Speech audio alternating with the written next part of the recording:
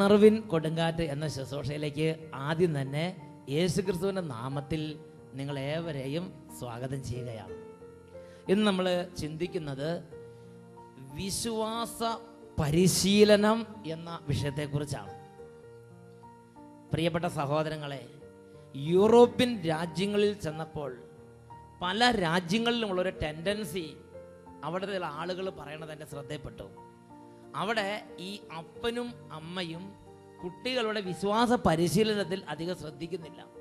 അപ്പം അവരിൽ ചിലരുടെ അഭിപ്രായം ഇങ്ങനെയാണ്: അവർ വേണമെങ്കിൽ വലുതാകുമ്പം പോയി അന്വേഷിച്ച് ഇതൊക്കെ കണ്ടുപിടിച്ചോളും, ഞങ്ങളായിട്ടതൊന്നും അവർക്ക് പറഞ്ഞു കൊടുക്കും, ഞങ്ങളായിട്ട് മാമോദിസ മുക്കില്ല, ഞങ്ങളായിട്ട് അവരെ ഇതൊന്നും പഠിപ്പിക്കില്ല, വേണമെങ്കിൽ വലുതാകുമ്പം അവർ അന്വേഷിച്ച് കണ്ടുപിടിച്ചോളും. ഹല്ലേലൂയ. ഞാനും ചിന്തിച്ചത് യൂറോപ്യൻ കൾച്ചറിൻ്റെ ഒരു സ്വതന്ത്ര ചിന്ത, നല്ല ബുദ്ധിമാന്മാർ എങ്ങനെയായിരിക്കും ചിന്തിക്കുന്നത് എന്ന് ഞാൻ വിചാരിച്ച്. അത് അവിടെ മാത്രമല്ല, ഇന്ത്യയിലും കേരളത്തിലും തമിഴ്നാട്ടിലും ചില പ്രദേശങ്ങളിൽ അങ്ങനത്തെയുള്ള ചില ചിന്തകൾ അച്ഛൻ ശ്രദ്ധിച്ചിട്ടുണ്ട്. ചിലപ്പോൾ ഇവിടെ തന്നെ അങ്ങനത്തെ ചില കുരുട്ടുബുദ്ധി ഉണ്ടോ എന്ന് എനിക്കറിയാൻ പാടില്ല. ഫ്രീസ് ഏതായാലും അതൊരു കുരുട്ടുബുദ്ധിയാണത്. ഞാൻ തിരിച്ചു വന്ന് ദൈവവചനം പഠിച്ചപ്പോൾ ആ ചിന്താരീതി പൈശാചികമാണെന്നും ദൈവികമായ ചിന്ത എന്താണെന്നും നിയമാവർത്തന പുസ്തകം 6-ാം അധ്യായത്തിൽ 6 മുതൽ 9 വരെയുള്ള തിരുലിഖിതങ്ങളിൽ ദൈവാത്മാവ് വെളിപ്പെടുത്തി തന്നു. ഞാൻ ഇന്ന് കൽപ്പിക്കുന്ന ഈ വചനങ്ങൾ നിങ്ങളുടെ ഹൃദയത്തിലുണ്ടായിരിക്കണം. ജാഗരൂകതയോടെ അവ നിങ്ങളുടെ മക്കളെ പഠിപ്പിക്കണം. വീട്ടിലായിരിക്കുമ്പോഴും യാത്ര ചെയ്യുമ്പോഴും കിടക്കുമ്പോഴും എഴുന്നേൽക്കുമ്പോഴും അവയെപ്പറ്റി സംസാരിക്കണം. അവ കയ്യിൽ അടയാളമായും നെറ്റിത്തടത്തിൽ പട്ടമായും അണിയണം. അവ നിങ്ങളുടെ വീടിൻ്റെ കട്ടിലക്കാലിന്മേലും പടിവാതിൽക്കൽമേലും എഴുതി വെക്കണം. ഈ വചനം വായിച്ചപ്പോൾ ആദ്യം എനിക്ക് തോന്നി, ദൈവമേ, ഇതൊക്കെ എന്താ ഇങ്ങനെ പറഞ്ഞിരിക്കുന്നത്? ഇതൊക്കെ നടക്കുന്ന കാര്യമാണ്.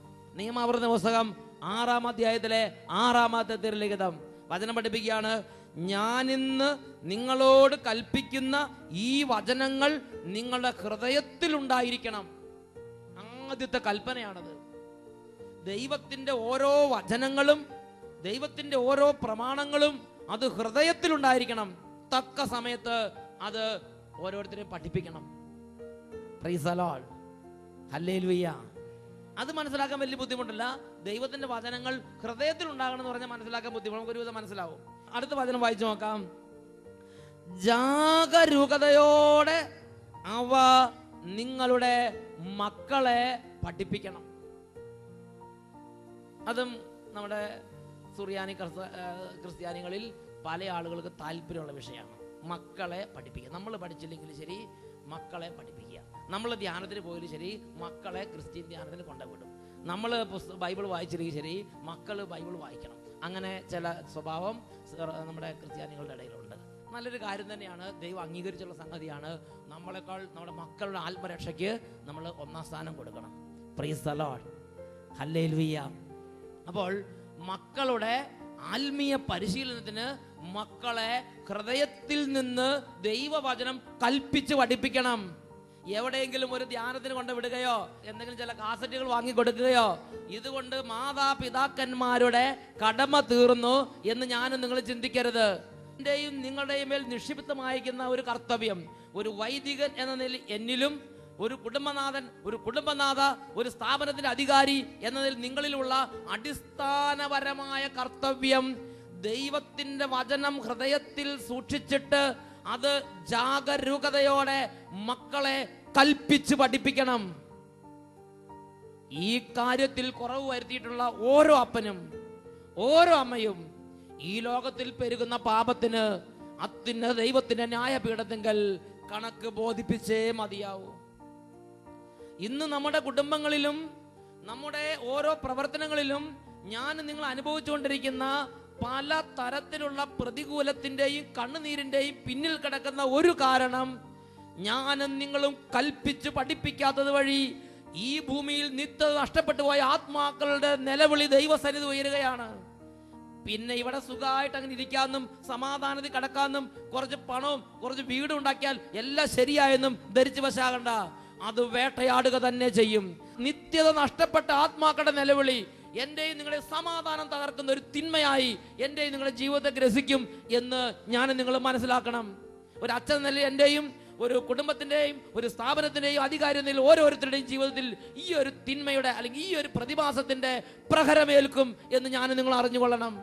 അതുകൊണ്ട് ആദ്യത്തിൽ തന്നെ ദൈവം തന്റെ പ്രിയപ്പെട്ട മക്കളോട് പറഞ്ഞത്, നിങ്ങൾ അധ്വാനിച്ച് ധാരാളം എസ്റ്റേറ്റ് പിടിപ്പിക്കുക എന്നൊന്നല്ല. കുടുംബത്തിലെ സമാധാനവും അഭിവൃദ്ധി ഉയർച്ചയ്ക്ക് ഉണ്ടാകാനുള്ള അനുഗ്രഹത്തിന്റെ രാജകീയ പാത മക്കളെ വചനം കൽപ്പിച്ച് പഠിപ്പിക്കണം. ഹല്ലേലൂയ. ഉറക്കെ പറ ഹല്ലേലൂയ, ഹല്ലേലൂയ.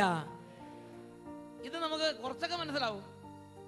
പ്രത്യേകിച്ച് കേരളത്തിലെ സുറിയാനി കത്തോലിക്ക നിലയിൽ ഇത് ഒരുവിധമൊക്കെ നമുക്ക് മനസ്സിലാവും.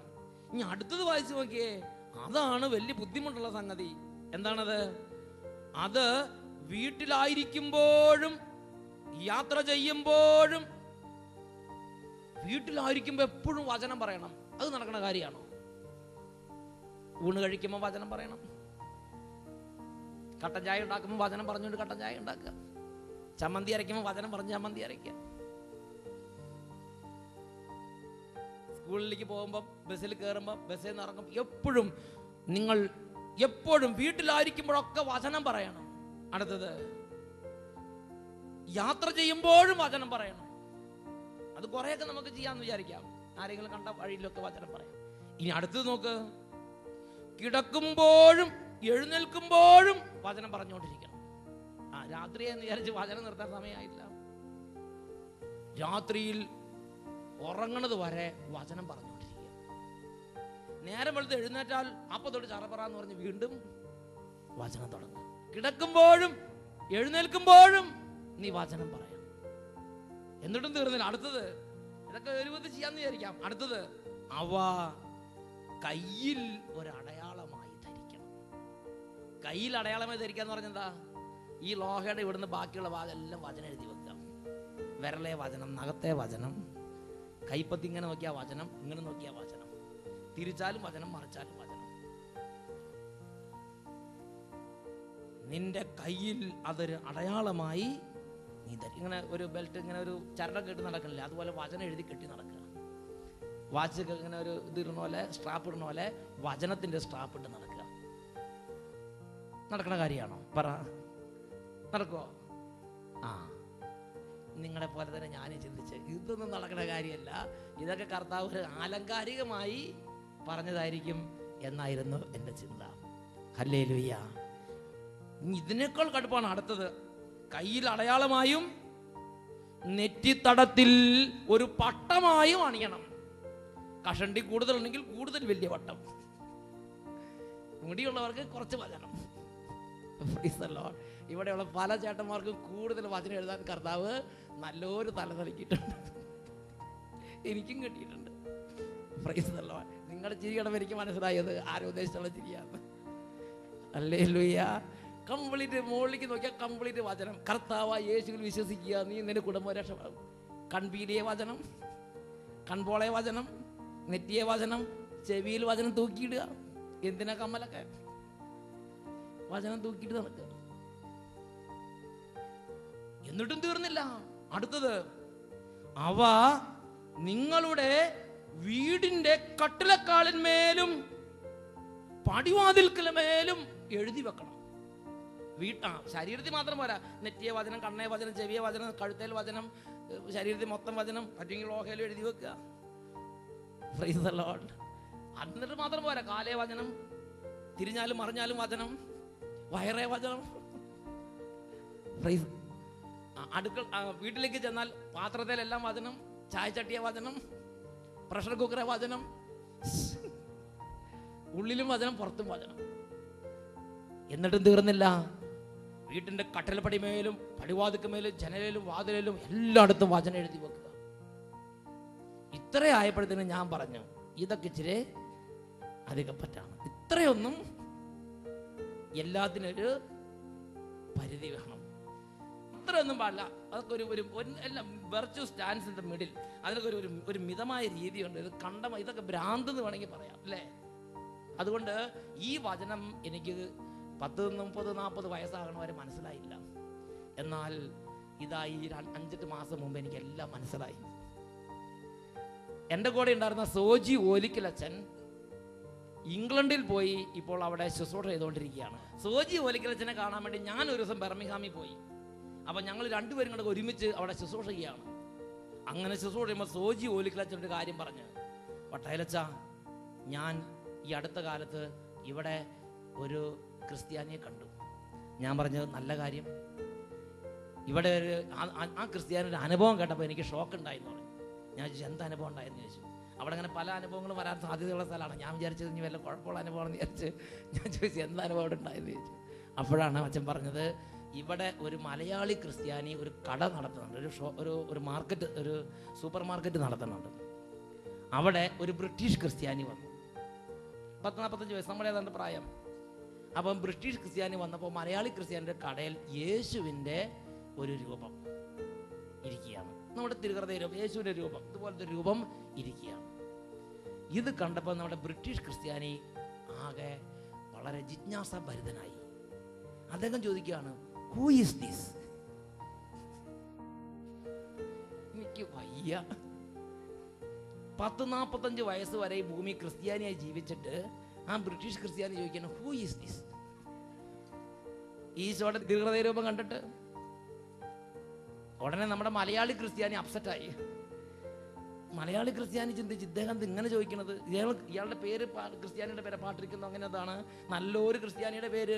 പക്ഷേ ഈശോയുടെ രൂപം കണ്ടപ്പോൾ അറിയാൻ പാടില്ല, ഹൂ ഈസ് ദിസ് ചോദിച്ചിങ്ങനെ നിൽക്കുകയാണ്. ഉടനെ ഈ മലയാളി ക്രിസ്ത്യാനി അപ്സെറ്റായിട്ട് ഒരു മറുപടി പറയാൻ വിട്ടുപോയി.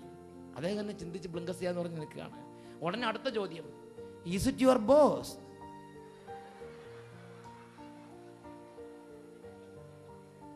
എന്താ ഇത് കഥ? നമ്മുടെ പാലക്കാട് ചെട്ടിയങ്ങാടിയിലൊക്കെ ചെന്നാലേ ഈ കടയിലൊക്കെ ഇതിന്റെ ഫൗണ്ടറിന്റെയും അല്ലെങ്കിൽ അവരുടെ അപ്പനൊക്കെ മരിച്ചു പോയാൽ ഫോട്ടോ വെച്ചിട്ടുണ്ടാവും. ഇവിടെയൊക്കെ ഉണ്ടോ എന്ന് എനിക്ക് അറിയാൻ പാടില്ല. കൗണ്ടമ്പാളയത്തൊക്കെ ഞാൻ കണ്ടിട്ടുണ്ട്. പിന്നെ അങ്ങനെ ചില സ്ഥലത്ത് അവരുടെ ഫോട്ടോ.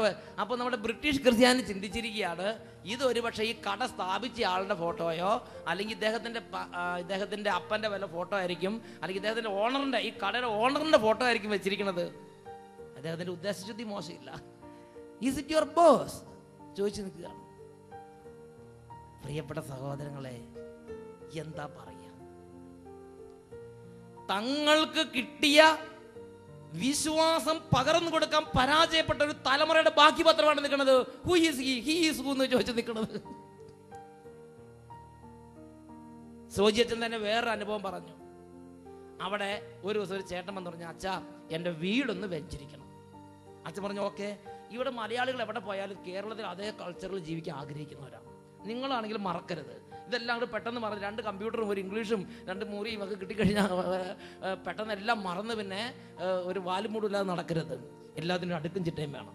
അതുകൊണ്ട് വീട് വെഞ്ചിരിപ്പ് നമ്മുടെ അടിസ്ഥാനപരമായ ഒരു കൾച്ചറാണ്.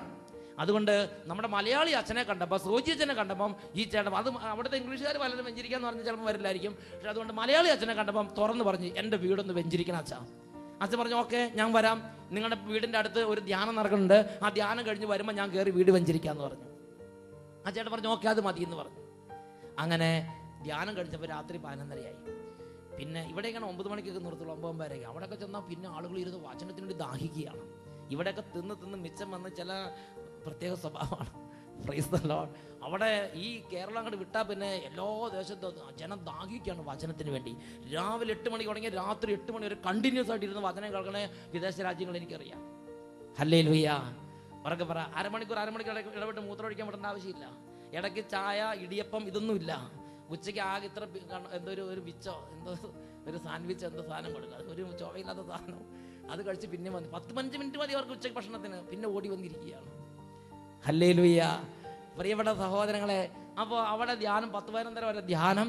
അത് കഴിഞ്ഞ് കുറച്ച് പേർ കൊണ്ട് പ്രാർത്ഥിച്ച് 10-12 അച്ഛൻ ഈ വീടിൻ്റെ അവിടെ എത്തിയപ്പോഴേക്കും. അപ്പോൾ നോക്കുമ്പോൾ ഇവർ കാത്തിരിക്കുകയാണ്. അച്ഛൻ നിന്ന് കോളിംഗ് ബെൽ അടിച്ചു. അപ്പോൾ അവരെല്ലാം ചേട്ടൻ വന്ന് സ്വീകരിച്ചു. എന്നിട്ട് ആ ചേട്ടൻ അച്ഛനോട് പറഞ്ഞു, എക്സ്ക്യൂസ് മീ ഫാദർ, ഒരു 10 മിനിറ്റും കൂടെ വെയിറ്റ് ചെയ്യാമോ എന്ന് ചോദിച്ചു. കുഡ് യു പ്ലീസ് വെയിറ്റ് എന്നൊക്കെ പറഞ്ഞുള്ള അതിൻ്റെ സ്റ്റെപ്പുകളുണ്ട്, അതനുസരിച്ചാണ്. അപ്പോൾ അച്ഛൻ പറഞ്ഞു ഓക്കെ ഓക്കെ എന്ന് പറഞ്ഞ് അച്ഛൻ 10 മിനിറ്റ് മിണ്ടാതിരുന്നു. അപ്പം ഇവരെന്താ ചെയ്യണമെന്ന് നോക്കിയപ്പോൾ ഈ കുടുംബനാഥൻ പോയിട്ട് മുട്ടുമ്പോൾ നിന്ന് കൊന്തയിലിക്കൊണ്ടിരിക്കുക. അപ്പോൾ കുടുംബനാഥയുണ്ട്, 3 മക്കളുണ്ട്. ഈ 3 മക്കൾ യൂണിവേഴ്സിറ്റി സ്റ്റുഡൻസ് ആണ്. അവരെല്ലാം 5 പേരും മുട്ടുമേ നിന്ന് അയ്യോ പാവയെന്ന് പറഞ്ഞ് കൊന്തയിലിക്കൊണ്ടിരിക്കുകയാണ്. നമ്മുടെ സോജിയച്ഛൻ അത്ഭുതമായി.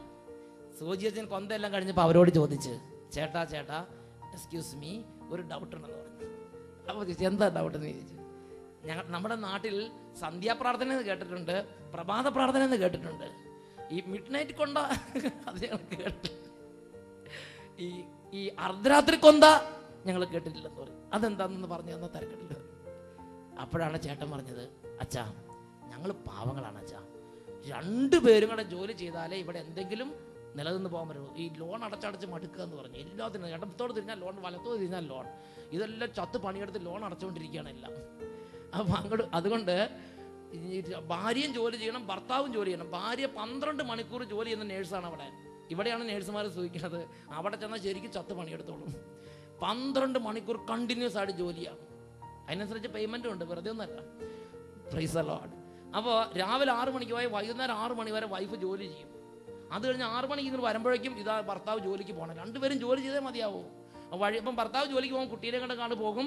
അപ്പോൾ ഭാര്യ ജോലി കഴിഞ്ഞ് മടങ്ങി വരുമ്പോൾ കാറ് കാണും, ഹലോ എന്ന് പറഞ്ഞ് നിർത്തും, ഈ കുട്ടീനെ എടുത്ത് ആ കാറിലേക്ക് കൊടുക്കും. എന്നിട്ട് ഭർത്താവ് അങ്ങനെ അങ്ങോട്ട് കാറിൽ വെച്ചാണ് കുട്ടീനെ കൈമാറുന്നത്. ഇവിടുത്തെ മലയാളികൾ സുഖിക്കുകയാണ്, അവിടെയുള്ളവർ ചത്ത് പണിയെടുക്കുകയാണ്. എന്നിട്ട് ഈ ഭർത്താവ് പിന്നെ രാത്രി മുഴുവൻ ജോലി ചെയ്ത് 12:30 ആകുമ്പോൾ ജോലി നിർത്തിയിട്ട് വരും. ആ 12:30 വരെ ഈ ഭാര്യ ഇവിടെ വീട്ടിൽ കാത്തിരിക്കും.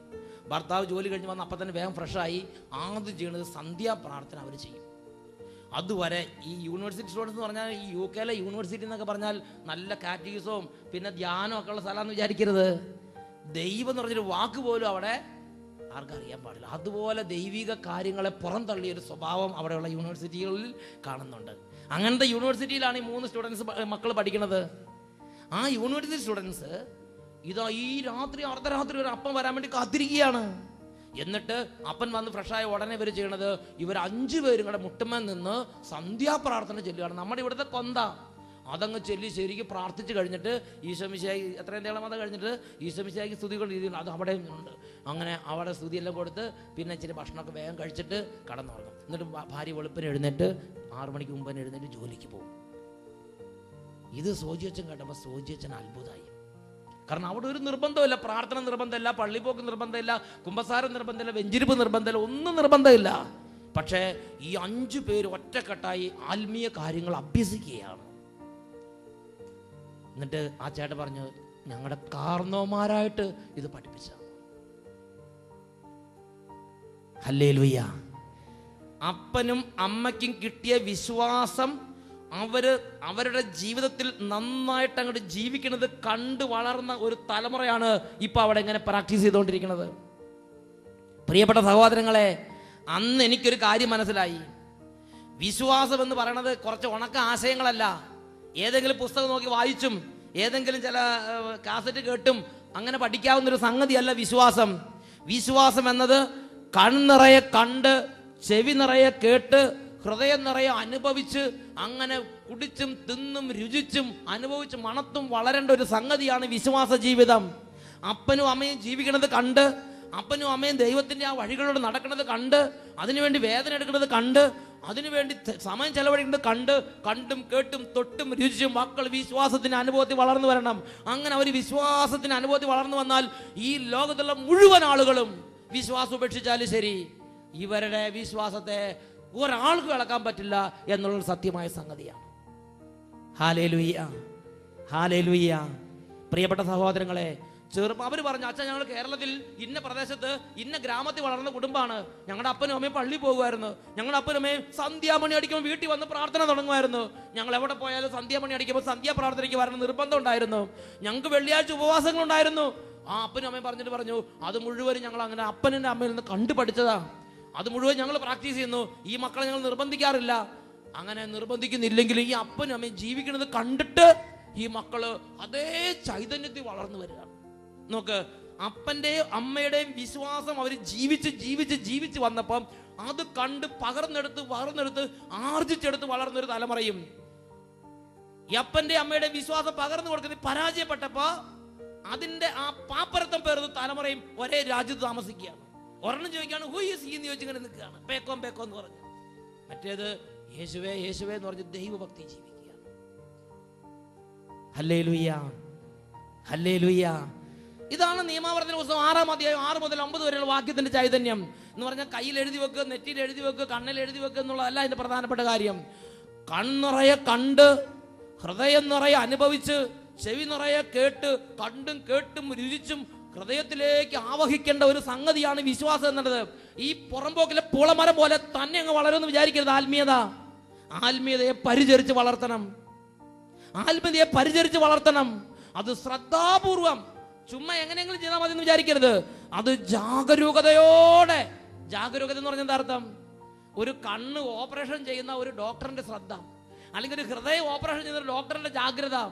അലേർട്ടായിട്ട് നല്ല ജാഗ്രതയോടെ മക്കൾക്ക് വചനം പറഞ്ഞു കൊടുക്കണം, വചനം പകർന്നു കൊടുക്കണം.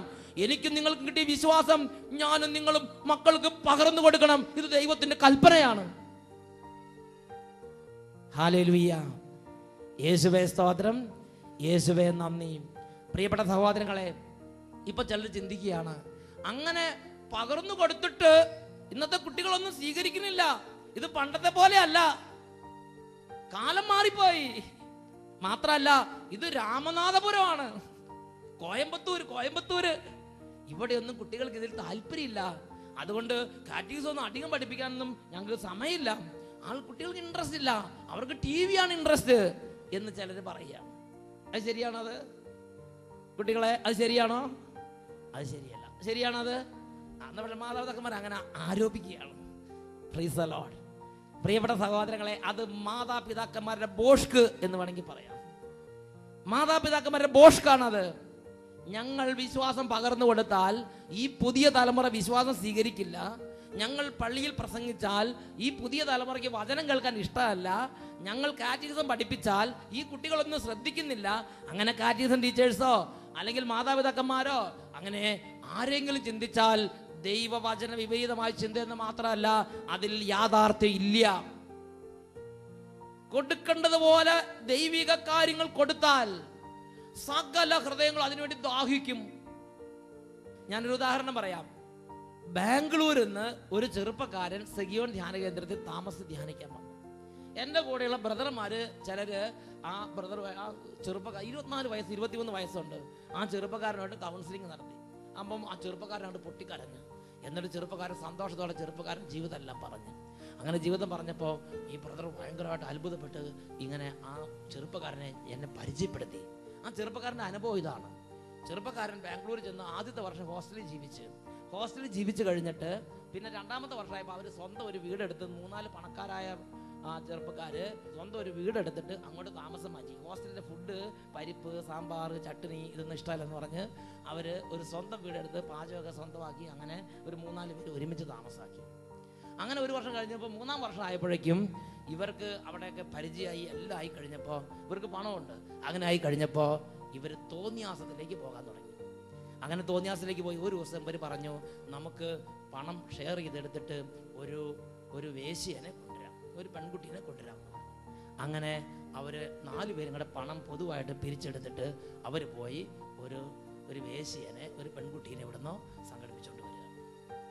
അങ്ങനെ കാറ് കെട്ടി കൊണ്ടുവരുന്ന സമയത്ത് കാറിൽ വെച്ച് തന്നെ ഓരോരോ കുൽസിത പ്രവർത്തനങ്ങൾ ആരംഭിച്ച്, തോന്നിയാസം, മർക്കടമുഷ്ടികൾ, ഓരോ തരത്തിലുള്ള ചീത്ത പ്രവർത്തികൾ ആരംഭിച്ച്. ഉടനെ ഒരു ചെറുപ്പക്കാരൻ പെട്ടെന്ന് പറഞ്ഞു, പെട്ടെന്ന് കാറ് നിർത്തുന്നു പറഞ്ഞിട്ട് പെട്ടെന്ന് കാറ് നിർത്തിച്ച്. എന്നിട്ട് പറഞ്ഞു, എക്സ്ക്യൂസ് മീ, 1 മിനിറ്റ്, നിങ്ങൾ ഒന്ന് ആ മുമ്പിൽ ഇരിക്കുന്ന ചേട്ടനോട് പറഞ്ഞു, കുട്ടിയോട് പറഞ്ഞു, നീ ഇങ്ങോട്ട് ഇരിക്കുന്നു പറഞ്ഞിട്ട് ഈ ചെറുപ്പക്കാരൻ മുമ്പിലത്തെ സീറ്റിലേക്ക് കയറിയിരുന്നു. അപ്പോൾ അവർ വിചാരിച്ചു ഓക്കെ എന്ന് പറഞ്ഞ് അങ്ങനെ ഇരുന്നു. അതിനുശേഷം അവർ ആ താമസിക്കുന്ന വീട്ടിലെ കുട്ടിയെ കൊണ്ടുവന്ന് അഴുക്കെല്ലാം അരങ്ങേറി, വൃത്തികേടുകളെല്ലാം നടന്നു. പക്ഷേ ഈ ചെറുപ്പക്കാരൻ പറഞ്ഞു, ഞാൻ തരാമെന്ന് പറഞ്ഞ പൈസ തന്നോളാം, അതിൽ ഞാൻ വാക്കുമാറ്റം ചെയ്യുന്നില്ല, പക്ഷേ ഞാൻ ഈ തിന്മയ്ക്ക് കൂട്ടുന്നില്ല, ഞാൻ ഈ പാപപ്രവൃത്തി ചെയ്യാൻ വരില്ല. മറ്റൊരു പറഞ്ഞു, നിനക്ക് ഇഷ്ടമാണെങ്കിൽ നീ നിന്റെ വഴി നോക്കുന്നു പറഞ്ഞ് ഇവർ 3 പേരും കൂടെ കൂടി ആ പാപത്തിൽ പൂണ്ട് അങ്ങനെ അങ്ങോട്ട് അർമാദിച്ച് നടക്കുകയാണ്. അങ്ങനെ നടക്കുന്ന സമയത്ത് പിറ്റേ ദിവസം നേരം വെളുത്തു. അതിനുശേഷം ഇവർ സ്കൂളിലേക്ക് ക്ലാസ്സിലെ നോട്ട്സ് എന്തോ കോഴ്സ് പഠിക്കുകയാണ്.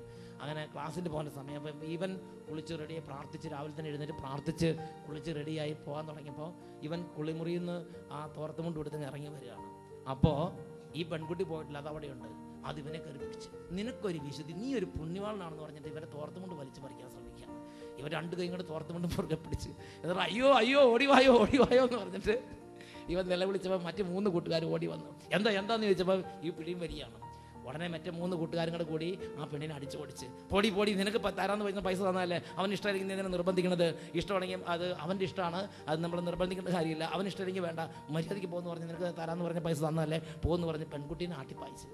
എന്നിട്ട് അപ്പോൾ നമ്മുടെ ബ്രദർ ഈ ചെറുപ്പക്കാരനോട്, ചെറുപ്പക്കാരാ നിനക്ക് 10-23 വയസ്സ് 24 വയസ്സ് പ്രായം, അങ്ങനെ വേറെ കേരളത്തിലെ നാട്ടുകാരോ വീട്ടുകാരോ സ്വന്തക്കാരോ ആരും അറിയില്ല, നിനക്കിതുപോലെ പാപത്തിൻ്റെ ആ ഒരു കഠിനമായ ഒരു പ്രതികൂലം, ആ ഒരു പാപത്തിൻ്റെ ഒരു കഠിന പിടിയിൽ നീ അമർന്ന്, നീ എന്തുകൊണ്ടാണ് പാപം ചെയ്യാതിരുന്നതെന്ന് ചോദിച്ചു.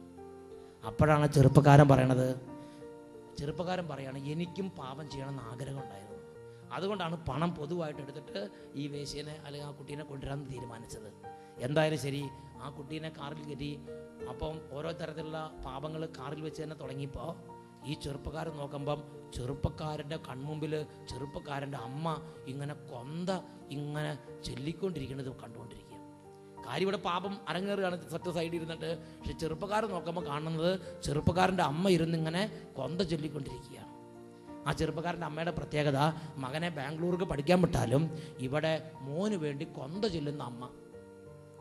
സീരിയലിന് മുമ്പ് ഇരിക്കുകയല്ല ചെയ്യണത്, പരദൂഷണം പറന്ന് നടക്കുകയല്ല ചെയ്യണത്. എന്താ ചെയ്തുകൊണ്ടിരുന്നേ? മോന് വേണ്ടി വീട്ടിലിരുന്ന അമ്മ ചൊല്ലുക. എൻ്റെ മോൻ പഠിക്കാൻ പോയിരിക്കുകയാണ്, നല്ല ബുദ്ധി കിട്ടണം, പാപത്തിൽ നിന്ന് കാത്തുകൊള്ളണം, പൈശാചിക പീഡനത്തെ രക്ഷിക്കണം എന്നൊക്കെ പറഞ്ഞ് മോന് വേണ്ടി ഇങ്ങ് ദൂരെ ഈ മലമ്പ്രദേശത്ത് ഈ കേരളത്തിൻ്റെ ഒരു മുക്കിലിരുന്ന് ഈ അമ്മ ചെല്ലുമ്പം പാപത്തിൻ്റെ തൊട്ട് വക്കത്ത് വരെ എത്തിയ മകന് പാപം ചെയ്യാൻ പറ്റില്ല. കാരണം ആ മകൻ നോക്കുമ്പോൾ കണ്ണുകൊണ്ട് കാണുകയാണ് അമ്മ ഫ്രണ്ട് ചൊല്ലിക്കൊണ്ടിരിക്കുകയാണ്. അതാണ് അവൻ പറഞ്ഞത്, കാറ് നിർത്തുമെന്ന് പറഞ്ഞിട്ട് അവൻ ഫ്രണ്ടിലേക്ക് കയറിയിരുന്നു, മറ്റേ കുട്ടീൻ്റെ പുറകിലേക്ക് ഇറക്കിയിരുത്തി. അവൻ പറയാണ്, ആ രാത്രി മുഴുവൻ അവൻ നോക്കുമ്പോൾ അവൻ്റെ അമ്മയുടെ ചിത്രമാണ് അവൻ്റെ മുമ്പ് കണ്ടുകൊണ്ടിരിക്കുന്നത്. അതുകൊണ്ട് അന്ന് അവന് ഒരിക്കൽ പോലും അങ്ങനത്തെ ആ കൂട്ടുകാരുടെ ആ ദുർനടപടിയിൽ പങ്കുചേരാൻ അവന് തോന്നി, അവന് വേദന തോന്നി. പ്രിയപ്പെട്ട സഹോദരൻ, ആ ചെറുപ്പക്കാരൻ കരഞ്ഞുകൊണ്ട് പറയണം, എനിക്ക് 24 വയസ്സുണ്ട്, എൻ്റെ ശരീരത്തിൻ്റെ വിശുദ്ധി ഇന്ന് വരെ നഷ്ടപ്പെടാൻ എൻ്റെ ദൈവം എന്നെ അനുവദിച്ചിട്ടില്ല, അതിനെൻ്റെ അമ്മയുടെ പ്രാർത്ഥനയാണ് കാരണം എന്ന് പറഞ്ഞ് അവൻ കരയുക. നോക്കുക, അങ്ങനത്തെ ചെറുപ്പക്കാരിന്ന് ബാംഗ്ലൂരും കോയമ്പത്തൂരൊക്കെ ഉണ്ട്. പ്രിയപ്പെട്ട സഹോദരങ്ങളെ, അമ്മയുടെ പ്രാർത്ഥനയ്ക്ക് അപ്പൻ്റെ ജീവിതത്തിന് വിലയില്ല എന്ന് ചിന്തിക്കരുത്. അപ്പൻ്റെ പ്രാർത്ഥനയ്ക്ക് അമ്മയുടെ പ്രാർത്ഥനയ്ക്ക് അവരുടെ സുഹൃത്ത് ജീവിതത്തിന് വിശ്വാസത്തിൻ്റെ ജീവിതത്തിന് വിലയും ശക്തിയുണ്ട്. ഹല്ലേലൂയ, ഉറക്കെ പറയാം, ഹല്ലേലൂയ, ഹല്ലേലൂയ. യേശുവേ സ്തോത്രം, യേശുവേ നന്ദി, യേശുവേ സ്തോത്രം, യേശുവേ നന്ദി. പ്രിയപ്പെട്ട സഹോദരങ്ങളെ, അതുകൊണ്ട് ദൈവത്തിൻ്റെ വചനം ദൈവമക്കളെ പഠിപ്പിക്കുന്ന ഗൗരവമേറിയൊരു യാഥാർത്ഥ്യമുണ്ട്. സുഭാഷിതങ്ങളുടെ പുസ്തകത്തിലാണ് നമ്മൾ കാണുന്നത്. സുഭാഷിതങ്ങളുടെ പുസ്തകത്തിൽ 22-ാം അധ്യായം 6-ാം വാക്യത്തിൽ പഠിപ്പിക്കുകയാണ്, ശൈശവത്തിൽ തന്നെ നടക്കേണ്ട വഴി നീ പഠിപ്പിക്കണം, എന്നാൽ മുതിർന്നാൽ വലുതാകുമ്പോഴും അതിൽ നിന്ന് വ്യതിചലിക്കുകയില്ല. ഞാനും നിങ്ങളും കുട്ടികളെ ശൈശവത്തിൽ തന്നെ ആത്മീയ കാര്യങ്ങൾ പരിശീലിപ്പിക്കുന്നതിന് ദൈവം വലിയ വിലയും സ്ഥാനവും കൊടുക്കുന്നുണ്ട്. ഇതിനെക്കുറിച്ച് കൂടുതൽ നമുക്ക് മനസ്സിലാക്കാൻ മക്കബായരുടെ പുസ്തകത്തിലേക്ക് പോകാം. മക്കബായരുടെ പുസ്തകത്തിൽ 1-ാമത്തെ പുസ്തകത്തിൽ 2-ാമത്തെ അധ്യായത്തിൽ മനോഹരമായ ഒരു രംഗം നമുക്ക് കാണാൻ സാധിക്കും. മക്കബായരുടെ 1-ാം പുസ്തകത്തിൽ 2-ാമത്തെ അധ്യായത്തിൽ മത്താത്തിയാസ് എന്ന് പറയുന്ന ഒരു വീരപുരുഷനെ നമുക്ക് കാണാം. അപ്പൊ ഈ മത്താത്യാസിന്റെ പ്രത്യേകത, മത്താത്യാസിന്റെ അപ്പനാണ് യോഹന്നാൻ, യോഹന്നാന്റെ അപ്പനാണ് ശിമയോൻ. എന്തിനാ അപ്പന്റെ പേര് ഇങ്ങനെ എടുത്തു പറയണത്? ആ അപ്പന്മാരുടെ വിശ്വാസത്തിന്റെ വില പറയാൻ വേണ്ടിയിട്ടാണ് അപ്പന്മാരുടെ പേരെടുത്ത് പറയണത്. ശിമയോന്റെ പുത്രനായ യോഹന്നാന്റെ മകൻ മത്താത്യാസ്, അങ്ങനെ പറയണത്. അവിടെയാണ് പൗരുഷം കിടക്കണത്. ഹല്ലേലൂയ. ശിമയോന്റെ പുത്രനായ യോഹന്നാന്റെ പുത്രൻ മത്താത്യാസ്, പൗരുഷം അവിടെ കിടക്കണത്. എന്താ ഈ മത്താത്യാസിന്റെ പ്രത്യേകത? മത്താത്യാസിന്റെ കാലം വന്നപ്പോ ഇതാ എല്ലാവരും മതം ഉപേക്ഷിക്കുകയാണ്, എല്ലാവരും വിശ്വാസം ഉപേക്ഷിക്കുകയാണ്. പ്രാർത്ഥന വേണ്ട, തിന്നുക, കുടിക്കുക, അറമാദിക്കുക, കൂത്താടുക, ജഡത്തിന്റെ വെറിക്കൂത്തുകളിൽ നടക്കുക, ഞരമ്പളക്കം പിടിച്ച് ചുളുക്കം എന്ന് പറഞ്ഞ് നടക്കണില്ലേ, അതുപോലെ നടക്കുക. ഇതാണ് ആ കാലഘട്ടത്തിന്റെ ഒരു ട്രെൻഡ്. അല്ലാതെ എനിക്ക് പ്രാർത്ഥിക്കണം, എനിക്ക് വിശുദ്ധ ജീവിതം നയിക്കണം, എനിക്ക് പള്ളിയിൽ പോകണം, എനിക്ക് കുർബാനയ്ക്ക് കൂടണം, എനിക്ക് കൊന്ത ചെല്ലണം, അങ്ങനത്തെ ഒരു ട്രെൻഡ് അല്ല. ചുമ്മാ അവനവന്റെ ജഡത്തിന് എന്ത് തോന്നിയോ അത് ചെയ്യുന്നതിൽ ആനന്ദിക്കുന്ന, ആവേശം കൊള്ളുന്ന ഒരു തലമുറ. ആ കാലഘട്ടത്തിലാണ് മത്താത്തിയാസ് ജീവിച്ചിരുന്നത്. മാത്രമല്ല, ആ കാലഘട്ടത്തിൽ ചില വിദേശ രാജ്യങ്ങൾ ഈ മത്താത്തിയാസിന്റെ യഹൂദ ജനത്തെ ആക്രമിച്ച് അവിടെ ഒരുപാട് ദേവാലയം നശിപ്പിക്കുകയും മതത്യാഗത്തിന് ജനങ്ങളെ നിർബന്ധിക്കുകയും ദേവാലയത്തിലെ ബലിയെല്ലാം നിർത്തലാക്കുകയും ചെയ്യുന്ന രംഗത്ത് മത്താത്തിയാസ് വേദനിച്ച് പറയുന്ന ഒരു രംഗമുണ്ട്. അതാണ് 2-ാമത്തെ അധ്യായത്തിൽ 7-ാമത്തെ തിരുലിഖിതം. തൻ്റെ ചുറ്റും നടമാടുന്ന ദൈവദൂഷണങ്ങൾ കണ്ട് മത്താത്തിയാസ് വിലപിച്ചു, കഷ്ടം, കഷ്ടം, ഞാൻ എന്തിനു ജനിച്ചു? എൻ്റെ ജനം നശിക്കുന്നതും വിശുദ്ധ നഗരം തകരുന്നതും കാണാനാണോ ഞാൻ ജനിച്ചത്?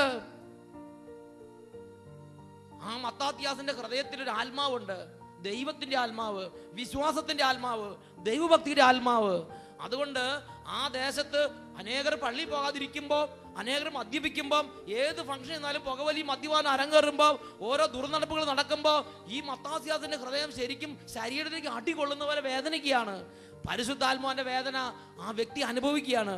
എന്നിട്ട് പറയാണ്, കഷ്ടം, എൻ്റെ ജനം നശിക്കുന്നതും വിശുദ്ധ നഗരം തകരുന്നതും കാണാൻ വേണ്ടിയാണോ ഞാൻ ജനിച്ചത്? ജനങ്ങൾ ശത്രുക്കൾക്ക് അടിയറ വെക്കുന്നതും വിശുദ്ധ സ്ഥലം പരദേശികൾക്ക് ഏൽപ്പിക്കപ്പെടുന്നതും കണ്ട് ഞാൻ വെറുതെ ഇരിക്കണോ? മത്താത്തിയാസിന് സങ്കടവും വിഷമവും വേദനയും നിറയുകയാണ്. അതാണ് മക്കബാരുടെ 1-ാം പുസ്തകത്തിൽ 2-ാം അധ്യായം 7-ാം വാക്യത്തിൽ മത്താത്തിയാസ് പ്രകാശിപ്പിക്കുന്നത്. ദൈവജനം നശിക്കുമ്പോൾ പരിശുദ്ധാത്മ ഉണ്ടെങ്കിൽ വേദന ഉണ്ടാവും. ഇവിടെ യുവജനങ്ങള്, ഇവിടെ ചെറുപ്പക്കാര്, ഇവിടെ കുടുംബങ്ങൾ പ്രാർത്ഥിക്കാതിരിക്കുമ്പോൾ, പള്ളി പോകാതിരിക്കുമ്പോൾ, പള്ളി വന്ന പള്ളിയുടെ ഉള്ളിൽ കയറാതെ നടക്കുമ്പോൾ ആത്മാവ് ഉണ്ടെങ്കിൽ വേദന ഉണ്ടാവും. ഹല്ലേലൂയ, യേശുവേ സ്തോത്രം, യേശുവേ നന്ദി. ഓരോ ഞായറാഴ്ചയും എൻട്രൻസിന്റെ പേര് പറഞ്ഞ്, കോച്ചിങ്ങിന്റെ പേര് പറഞ്ഞ് മക്കള് ദേവാലയത്തിലേക്ക് കാറ്റഗറിന് പോകാതിരിക്കുമ്പോൾ ആത്മാവ്, പരിശുദ്ധാത്മ ഉണ്ടെങ്കിൽ ആ അപ്പനും അമ്മയ്ക്ക് വേദന ഉണ്ടാവും. ഇതാ മത്താത്തിയാസിന്റെ കഥ ഒരുപാട് സങ്കടപ്പെടുകയാണ്. എന്നിട്ട് 16-17 വാക്യങ്ങളിൽ കാണുന്നത് എങ്ങനെയാണ്? മത്താത്തിയാസും പുത്രന്മാരും ഒരുമിച്ച് കൂടി. നോക്ക്, മത്താത്തിയാസ് ഒറ്റയ്ക്കല്ല. മത്താത്തിയാസിന്റെ ചൈതന്യം മത്താത്തിയാസിന്റെ പുത്രന്മാർക്ക് 5-6 പുത്രന്മാരുണ്ടായിരുന്നു. ആ 5 പുത്രന്മാർക്കും മത്താത്തിയാസ് ഈ ചൈതന്യം പകർന്നു കൊടുത്തു. മത്താത്തിയാസിന്റെ ജീവിതം, മത്താത്തിയാസിന്റെ പ്രാർത്ഥന, ആ വേദന, ആ നെടുവീർപ്പ്, ആ കരച്ചില്, ഇതെല്ലാം കണ്ട് മക്കളും ദൈവത്തോട് ഒരുപാട് അടുപ്പ സ്നേഹമുള്ളവരായി. അതുകൊണ്ട് അപ്പൻ ഈ നാട്ടിൽ നടമാടുന്ന ദൈവദൂഷണത്തോടും ഈ നാട്ടിൽ നടമാടുന്ന അരാജകത്വം കണ്ട് വേദനിച്ച് ഇരുന്നപ്പോൾ മക്കളും അപ്പന്റെ കൂടെ കൂടി. വേറെ കാര്യമായിട്ട് ആരും കൂടാനുണ്ടായിരുന്നില്ല. ഈ അപ്പന്റെ വിശ്വാസം മക്കൾക്ക് പകർന്നു കൊടുത്തതുകൊണ്ട് ദൈവിക കാര്യങ്ങൾക്ക് വേണ്ടി അപ്പൻ എഴുന്നേറ്റപ്പോൾ ഈ 5 മക്കൾ ഒരുമിച്ച് കൂടെ എഴുന്നേറ്റ് മത്താത്തിയാസും പുത്രന്മാരും ഒരുമിച്ച് കൂടി. അപ്പോൾ രാജാവിന്റെ, ഈ വിദേശ രാജാവിന്റെ സേവകന്മാർ മത്താത്തിയാസിന്റെ അടുത്തെത്തി. എന്നിട്ട് അവര് മത്താത്തിയാസിനോട് പറയുന്ന ഓഫറാണ് തുടർന്ന് 17-ാമത്തെ വാക്യത്തിൽ കാണുന്നത്. രാജസേവകന്മാർ മത്താത്തിയാസിനോട് പറഞ്ഞു, നീ ഈ നഗരത്തിൽ ആദരിക്കപ്പെടുന്ന മഹാനായ നേതാവാണ്. ആ മത്താത്തിയാസ് ആ ടൗണിലെ പ്രധാനപ്പെട്ട ഒരാളാണ്. നമ്മുടെ ഇവിടുത്തെ കളക്ടർ പോലെയോ അല്ലെങ്കിൽ ഇവിടെ ഒരു പ്രധാന നേതാവ്, അയാൾ പറഞ്ഞ എല്ലാവരും കേൾക്കും. അങ്ങനത്തെ ഒരു പൊസിഷൻ ഉണ്ടായിരുന്ന ഒരു മാന്യദേഹമാണ് മത്താത്തിയാസ്. ആ പട്ടണത്തിലും ആ ദേശത്തും വലിയ വിലയും നിലയുണ്ടായിരുന്ന ഒരു വ്യക്തിയാണ് മത്താത്തിയാസ്. അതുകൊണ്ട് രാജാവിന്റെ സേവകന്മാർ വന്നിട്ട് മത്താത്തിയാസിനോട് പറയുകയാണ്, ഈ പട്ടണത്തിൽ, ഈ നഗരത്തിൽ ആദരിക്കപ്പെടുന്ന മഹാനായ നേതാവാണ് നീ. പുത്രന്മാരുടെയും സഹോദരന്മാരുടെയും പിന്തുണയും നിനക്കുണ്ട്. അപ്പൊ മത്താത്തിയാസ് പുത്രന്മാരെ മാത്രമല്ല ബന്ധുമിത്രാദികളെയും വിശ്വാസം പരിശീലിപ്പിച്ച്. പ്രിയപ്പെട്ട സഹോദരങ്ങളെ, എത്രയും പെട്ടെന്ന് വിശ്വാസത്തിന് അനുഭവം ആർക്കെങ്കിലും ഉണ്ടെങ്കിൽ അവർ മക്കൾക്കും ബന്ധുമിത്രങ്ങൾക്കും തൊട്ടടുത്തുള്ള ബന്ധുക്കൾക്കും മിത്രങ്ങൾക്കും എല്ലാം ഈ വിശ്വാസ ചൈതന്യം പകർന്നു കൊടുക്കണം. അതിനുവേണ്ടി കരയണം, അതിനുവേണ്ടി കുരിശിന്റെ വഴി നടത്തണം, അതിനുവേണ്ടി കരഞ്ഞ് പ്രാർത്ഥിച്ചും നിലവിളിച്ചും അവർക്കും ഈ വിശ്വാസത്തിന്റെ ചൈതന്യം ഉണ്ടാകണം. ഇതാ മത്താത്തിയാസിന്റെ പുത്രന്മാരും സഹോദരന്മാരും ഈ കാര്യത്തിൽ ഒറ്റക്കെട്ടാണ്. അതുകൊണ്ട് രാജാവിന്റെ സേവകന്മാർ പറയാണ്, നീ മഹാനായ നേതാവാണെന്ന് മാത്രമല്ല, നിന്റെ പുത്രന്മാരും നിന്റെ സഹോദരന്മാരും ബന്ധുക്കളും നിന്നോട് കൂടെ ഒറ്റക്കെട്ട്. അതുകൊണ്ട് രാജാവിന്റെ സേവകന്മാർ മത്താത്തിയാസിനോട് പറയുകയാണ്, സകല വിജാതീയരും യൂദയായിലെ ജനങ്ങളും ജെറുസലേമിൽ അവശേഷിച്ചിട്ടുള്ളവരും ചെയ്തതുപോലെ ഇപ്പോൾ രാജശാസനം അനുസരിച്ച് പ്രവർത്തിക്കുന്നതിൽ നീ ഒന്നാമനായിരിക്കണം. രാജശാസനം എന്ന് പറഞ്ഞാൽ ദൈവത്തെ ഉപേക്ഷിക്കുക, ഈ ലോകത്തിന്റെ സുഖം ആസ്വദിക്കുക. ഇതാണ് രാജശാസനം. ഇവിടെ ഈ ലോകത്തിന്റെ തിന്മകൾ, ബിംബാരാധന, വിഗ്രഹാരാധന, തോന്നിയാസം, വെറിക്കുത്ത്, ഇതെല്ലാം. അങ്ങനെ ചെയ്താൽ നിനക്ക് സ്ഥാനമുണ്ട്, അധികാരമുണ്ട്, ജോലിയുണ്ട്, നിനക്കെല്ലാം ഉണ്ട്. അല്ലെങ്കിൽ നീ വില കൊടുക്കേണ്ടി വരും എന്ന് രാജസേവകന്മാർ വന്ന് മത്താത്യാസിനെ ഭീഷണിപ്പെടുത്തുകയാണ്. സകല വിജാതീയരും, യൂദയായിലെ ജനങ്ങൾ എന്ന് പറഞ്ഞ യഹൂദന്മാര്. അപ്പൊ വിജാതീയർ മാത്രമല്ല, ഒരുപാട് യഹൂദന്മാര് ആ കാലഘട്ടത്തിൽ മതം ഉപേക്ഷിച്ച്, അവരുടെ വിശ്വാസം ഉപേക്ഷിച്ച്, പിതാക്കന്മാരുടെ വിശ്വാസ പ്രമാണം അവർ ഉപേക്ഷിച്ച്, ആ വഴികൾ അവർ ഉപേക്ഷിച്ച്. ഇന്ന് ഞാൻ നിങ്ങൾ ജീവിക്കുന്ന കാലഘട്ടം അങ്ങനത്തെ ഒരു കാലഘട്ടം തന്നെയാണ്. ഏത് ബിംബത്തെ ആരാധിക്കാൻ, ഏത് വിഗ്രഹത്തെ വണങ്ങാനും ആരാധിക്കാനും മടിയില്ലാത്ത, ലജ്ജയില്ലാത്തൊരു സമൂഹം ഉയർന്നു വരികയാണ്. സാംസ്കാരിക അനുരമണത്തിന്റെ പേരിലും അതിന്റെ പേരിലും ഇതിന്റെ പേരിലും കണ്ണിൽ കാണുന്ന എല്ലാം വലിച്ചു കയറ്റി അവനവന്റെ വിശ്വാസം ചേർത്ത് വെച്ച് അങ്ങനെ ദൈവവചനത്തെയും ദൈവത്തിന്റെ നിർദ്ദേശങ്ങളെയും നിർലജ്ജമാവിധം ലംഘിക്കുന്ന ഒരു ജനത ഇന്ന് ഉയർന്നു വരികയാണ്. ജഡത്തിന്റെ വെറിക്കൂത്തുകള്, മദ്യപിക്കാനാണെങ്കിലും തിന്മ ചെയ്യാനാണെങ്കിലും എന്തു തന്നെയാണെങ്കിലും ദൈവവചനം തന്നെ എടുത്തു പറഞ്ഞ് പാപം ചെയ്യാൻ വേണ്ടി പ്രേരിപ്പിക്കുന്ന ജനത, ഇരുട്ടിനെ വെളിച്ചമെന്നും വെളിച്ചത്തെ ഇരുട്ടെന്നും കരുതുന്ന ജനത, മധുരത്തെ കയ്പെന്നും കയ്പിനെ മധുരമെന്നും കരുതുന്ന ജനത ഇന്ന് ഉയർന്നു വരികയാണ്. Hallelujah, hallelujah.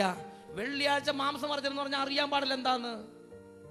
വെള്ളിയാഴ്ച ഉപവാസം എന്ന് പറഞ്ഞാൽ എടുക്കാൻ അറിയാൻ പാടില്ലാത്ത ജനം. 50 നോമ്പ് 20 നോമ്പും വ്രതങ്ങളും നോമ്പുകളും പ്രാർത്ഥനകളും അന്യം നിന്ന് പോയ കുടുംബങ്ങള്, സന്ധ്യാപ്രാർത്ഥന എന്ന് പറഞ്ഞാൽ സ്വപ്നം കാണാൻ പറ്റാത്ത കുടുംബങ്ങള്. അങ്ങനെ മതത്യാഗം സംഭവിച്ച ജനത്തിന്റെ ഇടയിൽ ജീവിച്ചിരുന്ന വ്യക്തിയാണ് മത്താത്യാസ്. യൂദയായിലെ ജനങ്ങൾ, ഒരു വലിയ പറ്റം ജനങ്ങള് അതനുസരിച്ച് അവര് ആ കാലഘട്ടത്തിൽ ജീവിക്കാൻ തുടങ്ങി. അപ്പൊ അതുകൊണ്ട് വചനം പഠിപ്പിക്കുകയാണ്, സകല വിജാതീയരും യൂദയായിലെ ജനങ്ങളും ജെറുസലേമിൽ അവശേഷിച്ചിട്ടുള്ളവരും ചെയ്തതുപോലെ നീയും ഇപ്പോൾ രാജശാസനത്തെ അനുസരിക്കുക.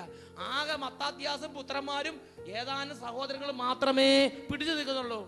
അതുകൊണ്ട് ഈ രാജസേവകന്മാർ കൽപ്പിക്കുകയാണ്, മറ്റുള്ളവർ ചെയ്തതുപോലെ നിങ്ങളും ചെയ്യണം. വലിയൊരു സമ്മർദ്ദം, ഒരു സങ്കീർണ സാഹചര്യം. പക്ഷേ മത്താത്യാസ് ആ സമയത്ത് അദ്ദേഹത്തിന്റെ കാർന്നോമാരിൽ നിന്ന് കിട്ടിയ വിശ്വാസമായതുകൊണ്ട് പൗരുഷത്തോടെ നിലപാടെടുത്തു. മാത്രമല്ല, അവർ വലിയ ഓഫറും കൊടുക്കുന്നുണ്ട്. നീ അങ്ങനെ രാജശാസനം അനുസരിച്ച് പ്രവർത്തിക്കുന്നതിൽ നീ ഒന്നാമനായിരിക്കണം, എങ്കിൽ നീയും പുത്രന്മാരും രാജാവിന്റെ സുഹൃത്തുക്കളായി പരിഗണിക്കപ്പെടും.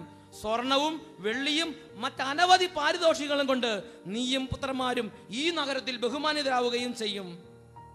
എന്നാൽ മത്താത്യാസ് ദൃഢസ്വരത്തിൽ ഒരു മറുപടി കൊടുത്തു. അതാണ് 19-ാം തിരുലിഖിതം. 1 മക്കബായർ 2-ാം അധ്യായം അതിൽ 19-ാം തിരുലിഖിതം. മത്താത്യാസ് ദൃഢസ്വരത്തിൽ പറഞ്ഞു, രാജാവിന്റെ ഭരണത്തിന് കീഴിലുള്ള എല്ലാ ജനതകളും അവനെ അനുസരിക്കുകയും ഓരോരുത്തരും താങ്കളുടെ പിതാക്കന്മാരുടെ മതവിശ്വാസത്തിൽ നിന്ന് വ്യതിചലിച്ച് അവന്റെ കൽപ്പനകൾ പാലിക്കാൻ തീരുമാനിക്കുകയും ചെയ്താലും ഞാനും എൻ്റെ പുത്രന്മാരും എൻ്റെ സഹോദരന്മാരും ഞങ്ങളുടെ പിതാക്കന്മാരുടെ ഉടമ്പടി അനുസരിച്ച് ജീവിക്കും. നിയമവും കൽപ്പനകളും ഞങ്ങൾ ഒരു നാളും തിരസ്കരിക്കുകയില്ല. രാജകൽപ്പന അനുസരിക്കാനായി ഞങ്ങളുടെ മതവിശ്വാസത്തിൽ നിന്ന് ഞങ്ങൾ അണുവിട വ്യതിചലിക്കുകയില്ല. ഇതാണ് വിശ്വാസ പൗരുഷം. ഈ രാജാവിന്റെ കൽപ്പന അനുസരിക്കാൻ വേണ്ടി ഈ രാജ്യത്തുള്ള എല്ലാവരും തുനിഞ്ഞാലും ശരി, സകല ആളുകളും വിശ്വാസം ഉപേക്ഷിച്ചാലും ശരി, മത്താത്യാസ് പറയാണ്, ഞാനും എൻ്റെ പുത്രന്മാരും, എൻ്റെ സ്വന്തം വിശ്വാസം കൊണ്ട് മാത്രം ഇരിക്കരുത്, എൻ്റെ പുത്രന്മാരെ അതുപോലെ ആക്കണം, എൻ്റെ ഇടവക്കാരെ അതുപോലെ ആക്കണം, എൻ്റെ ജനത്തെ അതുപോലെ ആക്കണം, എൻ്റെ കൂടപ്പിറപ്പുകൾ അതുപോലെ ആക്കണം. ഞാനും എൻ്റെ പുത്രന്മാരും എൻ്റെ സഹോദരങ്ങളും ഈ രാജാവിന്റെ കൽപ്പനയെ ഞങ്ങൾ അനുസരിക്കില്ല. ഞങ്ങളുടെ പിതാക്കന്മാരിൽ നിന്ന് കൈമാറി കിട്ടിയ വിശ്വാസത്തിൽ നിന്ന് അണുവിട ഞങ്ങൾ വ്യതിചലിക്കുകയില്ല. പൗരുഷത്തോടെ മത്താത്യാസ് പ്രഖ്യാപിക്കുക. പ്രിയപ്പെട്ട സഹോദരങ്ങളെ, ഇതാണ് ശൈശവത്തിൽ കാർന്നോമാരെന്ന് വിശ്വാസം പഠിച്ചാലുള്ള ഗുണം. കാർന്നോമാരുടെ വിശ്വാസം, കാർന്നോമാര് കണ്ണുകൊണ്ട് കണ്ട് കാതുകൊണ്ട് കേട്ട് ഹൃദയം കൊണ്ട് നിറയെ അനുഭവിക്കാൻ തക്കവിധം കുടുംബത്തിൽ വിശ്വാസം ജീവിച്ചാൽ, അവരുടെ ജീവിതകാലത്ത് വിശ്വാസത്തിൽ അവർ ജീവിക്കുകയും നിറയുകയും ചെയ്താൽ, ആ കുടുംബത്തിൽ ആ മക്കൾ അത് ആർജിച്ച് വളർന്നാൽ ദൈവത്തിന് വചനം ലോകത്തിൽ എല്ലാവരും ഉപേക്ഷിച്ചാലും ശരി, ഈ മത്താത്യാസ് പറയുന്നത്, ഞാനും എൻ്റെ പുത്രന്മാരും ഈ വിശ്വാസം ഉപേക്ഷിച്ചിട്ടുള്ള സുഖം അനുഭവിക്കാൻ വേണ്ടി വരികയില്ല, അണുവിട വ്യതിചലിക്കുകയില്ല എന്ന് പറയുക. ഹല്ലേലൂയ, ഇതാണ് സുഭാഷിതങ്ങൾ പുസ്തകം 22:6 പറഞ്ഞ സാരാംശം. സുഭാഷി 22:6 പഠിപ്പിക്കുകയാണ്, ശൈശവത്തിൽ തന്നെ നടക്കേണ്ട വഴികൾ നീ പഠിപ്പിക്കുക, വാർദ്ധക്യത്തിലും അതിൽ നിന്ന് വ്യതിചലിക്കുകയില്ല. ശൈശവത്തിൽ തന്നെ നടക്കേണ്ട വഴി നീ പഠിപ്പിച്ചാൽ വാർദ്ധക്യത്തിലും വ്യതിചലിക്കുകയില്ല. ഇന്ന് വ്യതിചലിക്കുന്ന തലമുറയുണ്ടെങ്കിൽ പാളിപ്പോയ മാതാപിതാക്കന്മാരെ ചരിത്രം അതിന് മുമ്പുണ്ടായെന്ന് മനസ്സിലാക്കിക്കൊള്ളുക. ഹല്ലേലൂയ, ഉറക്കെ പറ ഹല്ലേലൂയ. യേശുവേ സ്തോത്രം, യേശുവേ നന്ദി. പ്രിയപ്പെട്ട സഹോദരങ്ങളെ, ഇങ്ങനെ തങ്ങളുടെ മതം ആവേശത്തോടെ ജീവിക്കണമെങ്കിൽ അതിന് ഹൃദയത്തിലൊരു ബോധ്യം വേണം, ഹൃദയത്തിലൊരു അനുഭവം വേണം. Price the Lord. സത്യം പറഞ്ഞാൽ ഈ കത്തോലിക്ക സഭയുടെ ഓരോ കാര്യങ്ങൾ അനുഷ്ഠിക്കുമ്പം സത്യത്തിൽ ഹൃദയത്തിൽ വല്ല ബോധ്യ വിശ്വാസം തോന്നണുണ്ടോ? ഈ കൊന്ത ചെല്ലുന്നത് കൊണ്ട് അല്ലെങ്കിൽ ഈ കുരിശിന് വഴി നടത്തുന്നതുകൊണ്ട് കാര്യങ്ങളൊക്കെ ശരിയാവും നിങ്ങൾ വിചാരിക്കുന്നുണ്ടോ? നിങ്ങളുടെ അഭിപ്രായം എന്താ? ഈ കൊന്തയില്ല എല്ലാം കൂടെ ശരിയാവോ? ലക്ഷണമൊത്ത അഭിപ്രായമാണ്. കുരിശിന്റെ വഴി എല്ലാം കൂടെ ശരിയാവോ? ഈ കൊന്തയും ഈ കുരിശിന്റെ വഴിയും ഈ കുർബാനയും കൊണ്ട് എല്ലാം കൂടെ നേരെയാവോ? ഹല്ലേലൂയ. ഒരുപാട് ക്രിസ്ത്യാനികൾ വെറുതെ ഇങ്ങനെ ചളുക്കോ പുളുക്കോ ഒന്നും നടക്കണമെന്നല്ലാതെ ഹൃദയത്തിൽ പോടാണ്. ഈ പൊള്ളമരം പോലെ എന്നൊരു കാറ്റടിക്കണം അന്ന് മറിഞ്ഞു വീഴും, ഉറപ്പാണ്. പ്രിയപ്പെട്ട സഹോദരങ്ങളെ, ഈ അപ്പസ്തോലിക സഭ ആചരിക്കുകയും അനുഷ്ഠിക്കുകയും ചെയ്യുന്ന ഓരോ കാര്യങ്ങളും അത്ഭുതകരമായ ശക്തിയുണ്ട്. ഞാൻ ഉദാഹരണം പറയാം. ഇപ്പൊ നമ്മുടെ കത്തോലിക്ക സഭ അനുഷ്ഠിക്കുന്ന ഒരു സംഗതിയാണ് വീട് വെഞ്ചരിപ്പ്. വീട് വെഞ്ചരിപ്പ് വീട് വെഞ്ചരിപ്പിന്റെ ശക്തി എന്താണെന്ന് സത്യം പറഞ്ഞാൽ ഒരു ക്രിസ്ത്യാനി ശരിക്കും ഗ്രഹിക്കുന്നില്ല. ഒരു അച്ഛൻ, പൗരോഹിത്യമുള്ളൊരു അച്ഛൻ, തിരുസഭയിൽ അപ്പസ്തോലിക സഭയെന്ന് പൗരോഹിത്യമുള്ളൊരു അച്ഛൻ ഒരു വ്യക്തിയുടെ വീട്ടിൽ വന്ന് വെഞ്ചരിച്ചാൽ ആ വെഞ്ചരിപ്പിന്റെ ശക്തി എന്താണെന്ന് ആരെങ്കിലും ഗ്രഹിക്കുന്നുണ്ടോ? ഞാനൊരു സംഭവം നിങ്ങളോട് പറയാം. ഇതാ, ഈ 2-3 ആഴ്ചകൾക്ക് മാസങ്ങൾക്ക് മുമ്പ് ഒരു പട്ടാളക്കാരൻ അട്ടപ്പാടിലെ സ്റ്റേജിലേക്ക് കയറി വന്നു. പട്ടാളക്കാരൻ എന്ന് പറഞ്ഞാൽ 1-ാം തരം പവർ, 1.5 പട്ടാളക്കാരൻ്റെ പവറുണ്ട്.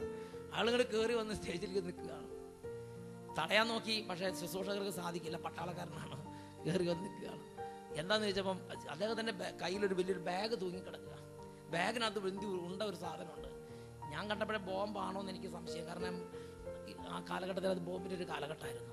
ഞാൻ പറഞ്ഞു തടയൂ എന്ന് പറഞ്ഞാൽ ശരി, അദ്ദേഹത്തെ തടയാൻ ആർക്കും സാധ്യമല്ല. അദ്ദേഹം സ്ട്രെയിറ്റ് ആയിട്ട് കയറി വരികയാണ്. പ്രിയപ്പെട്ട സഹോദരൻ, അദ്ദേഹം പറഞ്ഞു എനിക്ക് ചില കാര്യങ്ങൾ സംസാരിക്കാനുണ്ടെന്ന് പറഞ്ഞു. അങ്ങനെ സംസാരിക്കാൻ വേണ്ടി ശുശ്രൂഷകർ സംസാരിച്ച എല്ലാ കാര്യങ്ങളും മനസ്സിലാക്കി. സംഭവം ഇതാണ്, ആ പട്ടാളക്കാരൻ കേരളത്തിൽ വന്ന് വീട് വെച്ചു. വീട് വെച്ച് 10-12 വർഷമായി. ആ വീടിൻ്റെ മുറ്റത്ത് ഒരു തെങ്ങ് നട്ടു.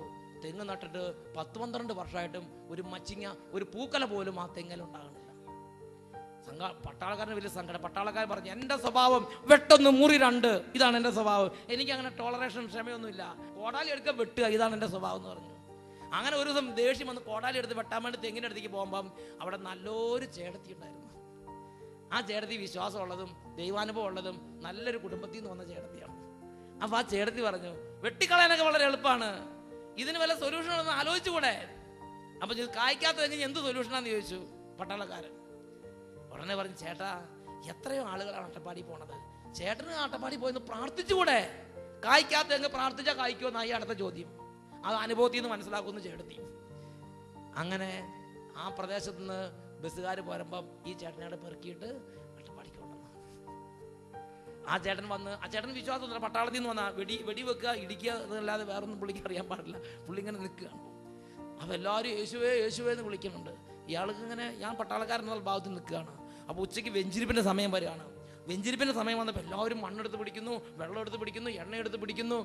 അപ്പോൾ പട്ടാളക്കാരൻ തോന്നി ഇതെന്ത് പരിപാടി, എൻ്റെ കയ്യിൽ മണ്ണൊന്നുമില്ലല്ലോ. ഉടനെ അദ്ദേഹം അവിടുന്ന് ഒരു പിടി മണ്ണെടുത്ത് പിടിച്ച്. അതാണ് ഒരാൾ വിശ്വാസം ജീവിക്കണമെന്നാൽ ഈ ചൈതന്യം അടുത്ത ആളിലേക്ക് പ്രവേശിക്കും. എത്ര മടക്കണായാലും എത്ര നിരീശ്വരനായാലും ഈ വിശ്വാസം അവരിലേക്ക് പ്രവേശിക്കും. അയാൾ ഒരു പിടി മണ്ണ് കുനിഞ്ഞെടുത്ത് കൈ പിടിച്ച്. അപ്പോൾ അച്ഛന്മാർ വെഞ്ചിരിച്ച് വരികയാണ്. വെഞ്ചിരിച്ച് വരുമ്പോൾ അയാൾക്കിട്ടും കൊടുത്ത് ഒരു വെഞ്ചിരിപ്പ് നന്നായിട്ടുണ്ട് വെഞ്ചിരിച്ച് വിട്ടു.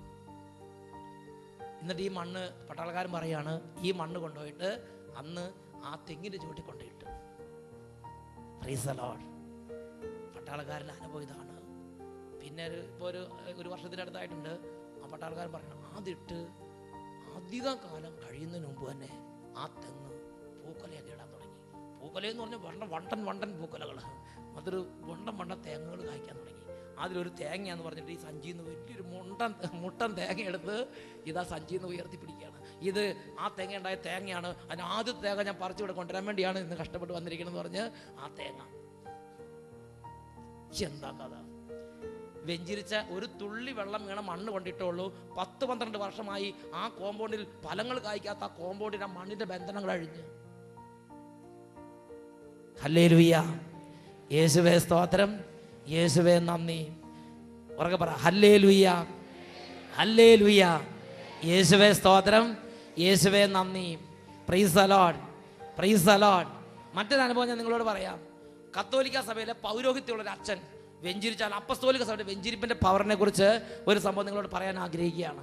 പ്രിയപ്പെട്ട സഹോദരങ്ങളെ, ഈ കാഞ്ഞിരപ്പള്ളിയിൽ നിന്ന് അച്ഛൻ കോട്ടയത്ത് വൈദികരുടെ ശുശ്രൂഷയ്ക്ക് എന്നപ്പം ഒരു ചേട്ടൻ അവിടെ ഞങ്ങൾ എത്തുന്നതെന്ന് പറഞ്ഞ് അവിടെ വെയിറ്റ് ചെയ്ത് നിൽക്കുകയാണ്. ഞാൻ ചോദിച്ചു, എന്താ ചേട്ടൻ വിഷയം? അച്ഛാ, ഈ സഭയിലെ വൈദികർക്ക് കൊടുത്തിരിക്കുന്ന ഈ വെഞ്ചിരിപ്പിന്റെ ശക്തി ഞങ്ങൾക്ക് ഇപ്പോൾ നന്നായിട്ട് മനസ്സിലായെന്ന് പറഞ്ഞു. ഞാൻ എന്തുണ്ടായെന്ന് ചോദിച്ചു. ആ ചേട്ടന് 3 കോടി രൂപ കടം, എല്ലാം തകർന്നു തരുമ്പോൾ ബിസിനസ് കംപ്ലീറ്റ് പൊളിഞ്ഞ് പാളീസായി. ഇനി ഒന്നുമില്ല. ആകെ ആ കാഞ്ഞിരപ്പള്ളി മലയിൽ എവിടെ കുറച്ച് തോട്ടമുണ്ട്, എസ്റ്റേറ്റ് കാട് പിടിച്ച് കിടക്കണത്. അത് മാത്രമേ ഉള്ളൂ. അത് വിൽക്കാൻ നോക്കിയിട്ട് ആരും എടുക്കണില്ല. അപ്പോൾ അതുകൊണ്ട് എന്തെങ്കിലും ഒരു നീക്കുപോക്ക് ഉണ്ടാകാൻ വേണ്ടി അയാൾ അട്ടപ്പാടിക്ക് വന്നതാണ്. ഞാൻ പറഞ്ഞു, എന്തെങ്കിലും കൊടുക്കുന്നുണ്ടോ? അദ്ദേഹം പറഞ്ഞു, ഞാനൊന്നും കൊടുക്കുന്നില്ല. എന്തായാലും ശരി, അവിടെ നിന്ന് മറ്റുള്ളവരൊക്കെ ചെയ്യണനുസരിച്ച് കുറച്ച് മണ്ണോ വെള്ളം എന്തോ സംഘടിപ്പിച്ച് വന്നു. അത് വെഞ്ചിരിച്ച് വിട്ടയച്ച് അദ്ദേഹം അത് ഭദ്രം പ്രാർത്ഥിച്ച് കൊണ്ടുപോയിട്ട് ആ കോമ്പൗണ്ടിലേക്ക് കൊണ്ടിട്ടു. അപ്പം അദ്ദേഹം പറഞ്ഞെങ്ങനെയാണ്, ആ സ്ഥലം ഒരു 2-3 വർഷമായിട്ട് വേറെ ഒരു ധനാഢ്യന് വന്ന് വാങ്ങിയിരിക്കുക. എന്നാൽ കുറച്ച് പൈസ കൊടുത്ത് ബാക്കി പൈസ കൊടുത്തിട്ടുമില്ല.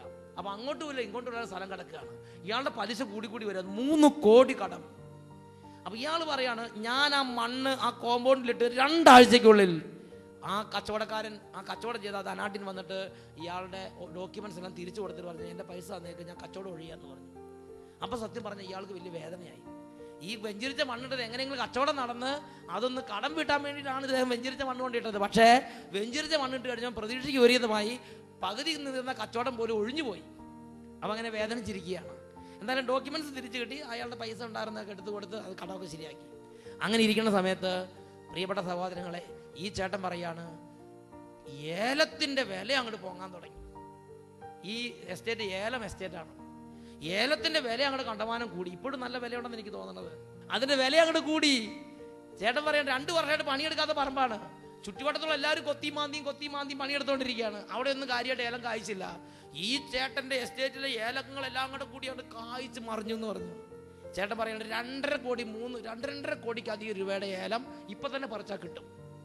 ഇനി സ്ഥലവും വിൽക്കേണ്ട, ഒന്നും വിൽക്കേണ്ട, ഏലക്കായ ഒന്ന് പറിച്ച് വിൽക്കാനുള്ള അനുഗ്രഹത്തിന് വേണ്ടി അച്ഛൻ ഒന്ന് പ്രാർത്ഥിച്ചാൽ മതി, ഒന്നും കൂടെ വെഞ്ചിരിക്കച്ചാന്ന് പറഞ്ഞ് ആ ചേട്ടൻ വന്നിരിക്കുക. നോക്ക്, എത്രയോ കുഴി കിടന്നൊരവസ്ഥയായിരുന്നു. അതിൽ നിന്ന് ആ ചേട്ടൻ്റെ പറമ്പ് തിരിച്ചു കിട്ടി. ആ ഏലം എടുക്കാൻ ദൈവം അനുഗ്രഹം കൊടുത്ത് അങ്ങനെ ആ ദാസിന്റെ കടവും വീട്ടി സമാധാനത്തിലേക്ക് ആകാനും ഉയർച്ചയിലേക്ക് വരാനും ദൈവം വഴി തുറന്നു കൊടുത്തു. ഹല്ലേലൂയ, ഉറക്കെ പറയാം, ഹല്ലേലൂയ. ഇങ്ങനെ ഓരോ മേഖല, കടബാധ്യതയാകട്ടെ, മറ്റു വിഷയങ്ങളാകട്ടെ, ഓരോ മേഖലകളിലും കർത്താവ് പൗരോഹിത്യമുള്ളൊരു അച്ഛൻ ആശീർവദിക്കുമ്പോൾ, അനുഗ്രഹിക്കുമ്പോൾ, വെഞ്ചിരിക്കുമ്പോൾ വലിയ വിടുതൽ ദൈവജനത്തിന് കൊടുക്കുന്നുണ്ട്. ഹല്ലേലൂയ. ഇനി അപ്പസ്തോലിക സഭയുടെ മറ്റൊരു ആചാരമാണ്, മറ്റൊരു രീതിയാണ് കുരിശിന്റെ വഴി നടത്തുന്നത്. ഈ കുരിശിന്റെ വഴി നടത്തുന്ന സമയത്ത് ഞാൻ നോക്കിയിട്ടുണ്ട്, ഓരോ ചേട്ടന്മാർ പറഞ്ഞ് ചേട്ടത്തിമാർ പറഞ്ഞ് പേക്കോന്ന് പറഞ്ഞ് അങ്ങോട്ടും ഇങ്ങോട്ടും പോകണം. ഒരെണ്ണത്തിന് കുരിശിന്റെ വഴി നടത്താൻ തോന്നണില്ല. Price the Lord. ഇനി ഈ വലിയ ആഴ്ച, വലിയ നോമ്പിന്റെ ആഴ്ചകളിൽ തന്നെ കുരിശിന്റെ വഴി നടത്തുകയാണെങ്കിൽ അയോടത്തായി എത്തിയോടത്തി ഏതപ്പാ ഗോതമ്പെങ്കിൽ എന്ന് പറഞ്ഞൊരു പോക്കാണ്. എത്രയും പെട്ടെന്ന് വീട്ടിൽ പോകാൻ വേണ്ടിയുള്ള ഒരു തത്രപ്പാട് കുരിശിന്റെ വഴി കഴിയുമ്പോൾ അതിനോടനുബന്ധിച്ച് നമുക്ക് കാണാൻ പറ്റും. Price the Lord. എന്നാൽ പ്രിയപ്പെട്ട സഹോദരങ്ങളെ, മനസ്സിൽ തട്ടി നിങ്ങളുടെ ജീവിതത്തിൽ ആവശ്യം വരുമ്പോൾ, നിങ്ങളുടെ ജീവിതത്തിൽ വേദന വരുമ്പോൾ മനസ്സിൽ തട്ടി കുരിശിന്റെ വഴി ചെല്ലാൻ ഞാൻ നിങ്ങളെ ഉദ്യമിച്ചാൽ അവിടെ ദൈവത്തിൻ്റെ അത്ഭുതമുണ്ട്. ഞാൻ ഉദാഹരണം പറയാം. പാലായിലുള്ള കുറുമണ്ണ് ദേശം, കുറുമണ്ണിൽ നിന്ന് ഇതാ ഒരപ്പനും ഒരമ്മയും കൂടെ അട്ടപ്പാടിയിൽ ധ്യാനിക്കുകയാണ്. അവർ വന്നിട്ട് പറഞ്ഞു, എൻ്റെ അച്ഛാ, എൻ്റെ മൂത്ത മോൻ അവൻ നശിച്ചു പോയെന്ന് പറഞ്ഞു. ഞാൻ എന്താ വിഷയം? അവർ പറഞ്ഞു, അവൻ ചെറുപ്പം തൊട്ട് ഒത്തിരി പ്രാർത്ഥിക്കുന്നവനായിരുന്നു, ഓൾട്ടർ ബോയ് ആയിരുന്നു, എന്നും ഡെയിലി കുർബാനയ്ക്ക് പള്ളി പോകുന്നവനായിരുന്നു, അങ്ങനെ ഒത്തിരി അനുഗ്രഹമുള്ളവനായിരുന്നു എൻ്റെ മകൻ. എന്നാൽ 8ാം ക്ലാസ്സിൽ വന്നതോടുകൂടെ അവൻ്റെ വിശ്വാസം പോയി. അവൻ പ്രാർത്ഥിക്കാതെയായി, അവൻ പള്ളി പോകാതെയായി, കുർബാനയ്ക്ക് കൂടാതെയായി. ഇന്ന് അവൻ സന്ധ്യാപ്രാർത്ഥനയ്ക്ക് കൂടില്ല, പള്ളിയിൽ പോലും പോകില്ല. അതുപോലെ വിശ്വാസം നശിച്ച് അവൻ 10ാം ക്ലാസ്സിൽ എത്തിയിരിക്കുകയാണ്. അവർ പറഞ്ഞു അവൻ ആകെ 2 കാര്യം മാത്രമേ താല്പര്യമുള്ളൂ. 1 കളിക്കണം, 2 TV കാണണം. അപ്പം കളിഭ്രാന്തും TV ജ്വരം മാത്രമേ അവനുള്ളൂ. അല്ലാതെ ആ പഴയ നല്ല സ്വഭാവം ഒന്നുമില്ല. 10ാം ക്ലാസ്സിൽ അവൻ നന്നായി പഠിക്കുന്ന കുട്ടിയായിരുന്നു 8ാം ക്ലാസ് വരെ. എന്നാൽ 8ാം ക്ലാസ് തൊട്ട് അടിക്കടി മാർക്ക് കുറഞ്ഞ് ഇന്ന് ഏറ്റവും അവസാനത്തെ ഗ്രേഡിൽ കന്ന് കിടക്കുകയാണ്. മാത്രമല്ല, മോനെ നീ ഒന്ന് പ്രാർത്ഥിക്കാൻ വാ എന്ന് വിളിക്കാൻ അപ്പനും അമ്മയ്ക്ക് ധൈര്യമില്ല. കാരണം അതുപോലെ തിരിച്ചും കൊണ്ട് ഷൗട്ട് ചെയ്യും. ഹല്ലേലൂയ, യേശുവേ സ്തോത്രം, യേശുവേ നന്ദി. അതുകൊണ്ട് ഈ അപ്പനും അമ്മയും പൊറുതിമുട്ടി. അവർ സത്യത്തിൽ ഇവനെ പേടിച്ചിട്ടാണ് ഇപ്പോൾ അവിടെ ജീവിക്കുന്നത്. എന്തായാലും ശരി, അതുങ്ങൾ 2 പേരും കൂടി ധ്യാനത്തിന് വന്ന് ഈ സങ്കടം പറഞ്ഞു. ഞാൻ പറഞ്ഞു ഇതിനൊരു പരിഹാരം ദൈവത്തിൻ്റെ സന്നിധി ഉണ്ടാവും. ഒരു കാര്യം ചെയ്യും, ഒരു കൗൺസിലിങ്ങിന് പോകുന്നു പറഞ്ഞു. നമ്മുടെ താഞ്ചൻ ബ്രദറിൻ്റെ അടുത്തേക്ക് ഒരു കൗൺസിലിങ്ങിന് പറഞ്ഞയച്ചു. താഞ്ചൻ ബ്രദർ പ്രാർത്ഥിച്ചപ്പോൾ ഇതാ ഒരു മെസ്സേജ് കർത്താവ് കൊടുത്തു. മെസ്സേജ് എന്ന് പറഞ്ഞാൽ മനസ്സിലാവുക, ഇടയ്ക്കിടയ്ക്ക് അനൗൺസ് ചെയ്യുന്നത് ദൈവം ഒരു പ്രേരണ തരുമ്പോൾ അത് വെളിപ്പെടുത്തും. ഹല്ലേലൂയ. ആ സമയത്ത് ദുർബുദ്ധി ചിന്തിച്ചിരിക്കരുത്. ദൈവമേ എൻ്റെ കുടുംബത്തെ അനുഗ്രഹിച്ചു വന്ന് ആ സമയത്ത് പ്രാർത്ഥിച്ചുകൊണ്ടിരിക്കണം. അപ്പോൾ താഞ്ചൻ ബ്രദർ പ്രാർത്ഥിച്ചപ്പോൾ ഒരു മെസ്സേജ് കൊടുത്തു, നിങ്ങളുടെ മകൻ നേരെയാകാൻ ദൈവം ഒരു വഴി കാണിച്ചു തരുന്നുണ്ട്. ഉടനെ ഒരു എന്താന്ന് ചോദിച്ചു, നിങ്ങളുടെ ഉപദേശം നിർത്തൂ, ഇനി ഉപദേശിക്കരുതെന്ന് പറഞ്ഞു. പിന്നെ എന്ത് ചെയ്യണമെന്ന് ചോദിച്ചു. പറഞ്ഞു, നിങ്ങൾ എല്ലാ ദിവസവും ഒരു കുരിശിൻ്റെ വഴി ചൊല്ലി നിങ്ങളുടെ മകന് വേണ്ടി യേശുവിൻ്റെ നാമത്തിൽ പിതാവിൻ്റെ സന്നിധി പ്രാർത്ഥിച്ചാൽ അവിടെ വിടുതലുണ്ടെന്ന് പറഞ്ഞു. അവരത് വിശ്വസിച്ചു. ഒരു കാര്യം, പാലായിൽ നിന്നുള്ള നല്ല ബുദ്ധിയുള്ള കുടുംബമാണെങ്കിലും അവരത് പൂർണ്ണമായും അവർ വിശ്വസിച്ചു. അവർ വലിയ അഹംഭാവത്തിനൊന്നും പോയില്ല. അവർ പറഞ്ഞു ശരി, കർത്താവ് പറഞ്ഞ പോലെ ചെയ്യാം. അങ്ങനെ ആ ബ്രദറിലൂടെ കർത്താവ് കൊടുത്തൊരു മെസ്സേജ് ദൈവസ്വരമായി സ്വീകരിച്ച് വെള്ളിയാഴ്ച രാവിലെ ധ്യാനം കഴിഞ്ഞ് പാലായിലേക്ക് പോയി. അവർ എല്ലാ ദിവസവും വെളുപ്പിന് 3 മണിക്ക് എഴുന്നേറ്റ് കുരിശിൻ്റെ വഴി ചൊല്ലാൻ ആരംഭിച്ചു.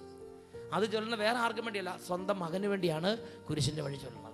മകനെ ഉപദേശങ്ങളൊക്കെ നിർത്തി. എന്നിട്ട് വെളുപ്പിന് എഴുന്നേറ്റ് കുരിശിൻ്റെ വഴി 3 മണിക്ക് എഴുന്നേറ്റ് 2 പേരും കൂടെ ഒരുമിച്ച് എഴുന്നേറ്റ് കുരിശിൻ്റെ വഴി ഒരു 3 മണിക്ക് തുടങ്ങി 5:30 ആവും മുട്ടയിൽ ഇഴഞ്ഞ് അവരുടെ മുറി കൂടെ മാത്രം, പുറത്തൊന്നും കാണില്ല, അവരുടെ മുറി കൂടെ മാത്രം മുട്ടയിൽ ഇഴഞ്ഞ് കുരിശിൻ്റെ വഴി ചെല്ലും. 5:30 ആകുമ്പോൾ വന്ന് കട്ടൻ കാപ്പി ഇട്ട് കുടിച്ചിട്ട് പിന്നെ പള്ളിയിൽ പോകാനുള്ള ശ്രമം ആരംഭിക്കും. അപ്പോൾ കുറച്ച് നാളങ്ങനെ ചെയ്തു. ഒരു ദിവസം ഒരു കട്ടൻ കാപ്പി ഇടാൻ വരുമ്പോൾ ഇത് മകൻ്റെ മുറിയിൽ വെളിച്ചം. അവർ ചോദിക്കാൻ നിന്നില്ല. എന്തായാലും 1-2 ആഴ്ച നോക്കിയപ്പോൾ എല്ലാ ദിവസവും വെളിച്ചം. അവസാനം ഒരു ദിവസം ഒരു ഗ്ലാസ് കട്ടൻ ചായ ആയിട്ട് ചെന്ന് മുട്ടി വിളിച്ചു. അവൻ വാതിൽ തുറന്നു. അവനോട് എന്താ നീ ഇങ്ങനെ പതിവില്ലാതെ? ഇവൻ്റെ രീതി വെളുപ്പിന് 2-2:30 വരെ കമ്പ്യൂട്ടറിന് മുമ്പ് ഇരുന്നിട്ട് പിന്നെ പോയി കിടക്കും. എന്നിട്ട് 8-8:30-9 മണി വരെ കടന്നിട്ട് എഴുന്നേറ്റ് വേഗം ഒറ്റ സ്കൂളിലേക്ക്. പള്ളിയിലില്ല, പ്രാർത്ഥനയില്ല, ഒന്നുമില്ലാത്തൊരു വികട സ്വഭാവം. എന്നാൽ ഇപ്പം മാറി. ഇവൻ വെളുപ്പിനേതാ നേരത്തെ ഇവർ 3 മണിക്ക് എഴുന്നേറ്റ് ഇതൊക്കെ ചെയ്ത് കുരിശിൻ്റെ വഴി കഴിഞ്ഞ് വരുമ്പോൾ ഇവൻ്റെ മുറി വെളിച്ചം. അപ്പോൾ ഇവനോട് മോനെ നിനക്ക് എന്താ പറ്റിയത്? അപ്പോൾ ഇവൻ വളരെ ശാന്തനായി പറയാണ്, എന്താണെന്ന് അറിയാൻ പാടില്ല. ഇപ്പോൾ കുറച്ച് ദിവസമായിട്ട് ഞാൻ അറിയാതെ 3 മണിയാകുമ്പോൾ തന്നെ എഴുന്നേക്കും. എഴുന്നേറ്റ് കഴിയുമ്പോൾ പിന്നെ കടന്നിട്ടൊന്നും ഉറക്കം വരുന്നില്ല. എഴുന്നേറ്റ് കഴിയുമ്പം തോന്നും എന്നാൽ ഒരു കൊന്തയില്ലേക്കാന്ന് തോന്നി അവൻ മുറിയിൽ ഒറ്റയ്ക്കിരുന്നൊരു കൊന്തയില്ല കഴിയുമ്പോൾ പുസ്തകം എടുത്തിട്ട് പഠിക്കാൻ തുടങ്ങും. ഇപ്പോൾ കുറച്ച് ദിവസമായിട്ട് ഇങ്ങനെ ഒരു ഇതായിന്ന് പറഞ്ഞു. മാതാപിതാക്കന്മാരൊന്നും പറയാൻ പോയില്ല. എന്തായാലും ആ വർഷം പരീക്ഷയ്ക്ക് അവന് 60% മാർക്കോടെയുള്ള നല്ല ഗ്രേഡിൽ അവൻ പാസ്സായി. മാത്രമല്ല മധ്യവേനൽ അവധി ഞാൻ കണ്ട കാര്യം, കുറുമണ്ണിൽ നിന്ന് ഇവനൊരു ബാഗ് എടുത്ത് തോളിലിട്ട് അട്ടപ്പാടി ധ്യാന കേന്ദ്രത്തിലേക്ക് വന്നിരിക്കുകയാണ്. ഉടനെ ഞാൻ അവനോട് ചോദിച്ചു, നീ ആര് പറഞ്ഞിട്ടാണ്, നീ ബുക്ക് ചെയ്തിട്ടുണ്ടോ, നീ ആര് പറഞ്ഞിട്ടാണ് ധ്യാനത്തിന് വന്നത്? അപ്പോൾ അവൻ പറയാണ്, എനിക്ക് തോന്നി ഞാനിങ്ങോട്ട് പോന്നു, എനിക്ക് നന്നാകണമെന്ന് തോന്നി ഞാനിങ്ങ് പോന്നു. ഞാൻ ചോദിച്ചു, നിന്റെ അപ്പനോ നിന്റെ അമ്മയെ പറഞ്ഞിട്ട് നീ പോകുന്നതാണോ എന്ന് ചോദിച്ചു. അവൻ പറഞ്ഞു, നോ എൻ്റെ അപ്പനെ എൻ്റെ അമ്മയെ ഉപദേശിക്കില്ലെന്ന് പറഞ്ഞു. എനിക്ക് തോന്നി ഞാനിങ്ങോട്ട് പോകുന്നു എന്ന് പറഞ്ഞു. അവൻ നന്നായിട്ട് ധ്യാനം കൂടി, ശരിക്കും എല്ലാ ശുശ്രൂഷകളിലും പങ്കുചേർന്ന് ഇന്ന് കുറുമണ്ണിൽ നല്ല ദൈവകൃപയുടെ ഒരു യുവാവായി അവൻ കർത്താവിൻ്റെ സഭയെ പണിതുയർത്തിക്കൊണ്ടിരിക്കുകയാണ്. ഹല്ലേലൂയ. ഉപദേശം ഒന്നും ഉണ്ടായിട്ടില്ല. അപ്പനും അമ്മയും കുരിശിൻ്റെ വഴി ചൊല്ലി ദൈവകൃപ മകൻ്റെ മേൽ നിറഞ്ഞു. നമ്മൾ ചെയ്യുന്ന ഓരോ ആത്മീയ കാര്യത്തിന് ശക്തിയുണ്ട്. കുരിശിൻ്റെ വഴിയാകട്ടെ, ഉപവാസമാകട്ടെ, വ്രതങ്ങളാകട്ടെ, നോമ്പാകട്ടെ, പ്രാർത്ഥനയാകട്ടെ, അതിനതിൻ്റെ അത്ഭുത ശക്തിയുണ്ട്. ഹല്ലേലൂയ. ഇത് 2008 ജൂൺ മാസത്തിൽ TV-യിലൂടെ ഞാൻ അനൗൺസ് ചെയ്തപ്പോൾ പാലക്കാട് നെന്മാറ ദേശത്തിരുന്ന് ഒരു കുടുംബം ഇത് കേട്ടു. ഉടനെ ആ ചേട്ടനോട് പറഞ്ഞു, അല്ല ചേട്ടാ, നമ്മുടെ വീട്ടിലും കുറച്ച് പ്രശ്നമുണ്ടല്ലോ, നമുക്കൊരു കുരിശിൻ്റെ വഴി ചെയ്തുകൂടെ? ചേട്ടൻ പറഞ്ഞു ചെയ്യാം. ഉടനെ ഭാര്യ പറഞ്ഞു, എൻ്റെ വീട്ടിലെ പ്രശ്നം തീരാൻ വേണ്ടി ആദ്യം കുരിശിൻ്റെ വഴി, അതിനുശേഷം ചേട്ടൻ്റെ വീട്ടിലെ പ്രശ്നം തീർക്കാന്ന് പറഞ്ഞു. അതാണ് മിടുക്കി ഭാര്യമാര്. Price the Lord. ഹല്ലേലൂയ. എന്തായാലും ചേട്ടൻ നല്ല ചേട്ടൻ മഹാവിശാലതയുള്ള ചേട്ടൻ പറഞ്ഞു, ഓക്കെ നിന്റെ എല്ലാം തീർന്നിട്ട് മതി എൻ്റെ കാര്യം എന്ന് പറഞ്ഞു. അങ്ങനെ ഈ ചേച്ചിയുടെ പ്രശ്നം ഏതാണ്? ചേച്ചിക്ക് ഒരു ആങ്ങളയുണ്ട്. ആങ്ങളയ്ക്ക് 36 വയസ്സ് കഴിഞ്ഞ് 37 വയസ്സായി, കല്യാണം ഇതുവരെ നടന്നിട്ടില്ല. ആ നാട്ടിൽ മുഴുവൻ ഒരു കീറാമുട്ടിയാണ് ഈ ചേട്ടൻ. മാത്രമല്ല മദ്യപാനം, ദുർവൃത്തി, അങ്ങനെ അരാജകത്വത്തിൽ ജീവിക്കുന്ന ചേട്ടനാണ്. ഈ ആങ്ങളെ ഓർത്ത കുടുംബം മുഴുവൻ തകരുകയാണ്. അപ്പോൾ ഈ ചേച്ചിക്കുള്ള ഏറ്റവും വലിയ വിഷയം ഇതാണ്, എൻ്റെ ആങ്ങളുടെ കല്യാണം നടക്കണം. ചേട്ടൻ പറഞ്ഞു ഓക്കെ നമുക്ക് പ്രാർത്ഥിക്കാം.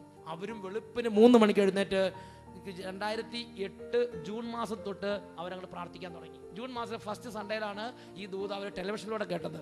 2008 ജൂണിലെ ഫസ്റ്റ് സൺഡേ മുതൽ അവരുടെ വീട്ടിൽ അവർ വേറെ ആരോടും പറയാൻ നിന്നില്ല.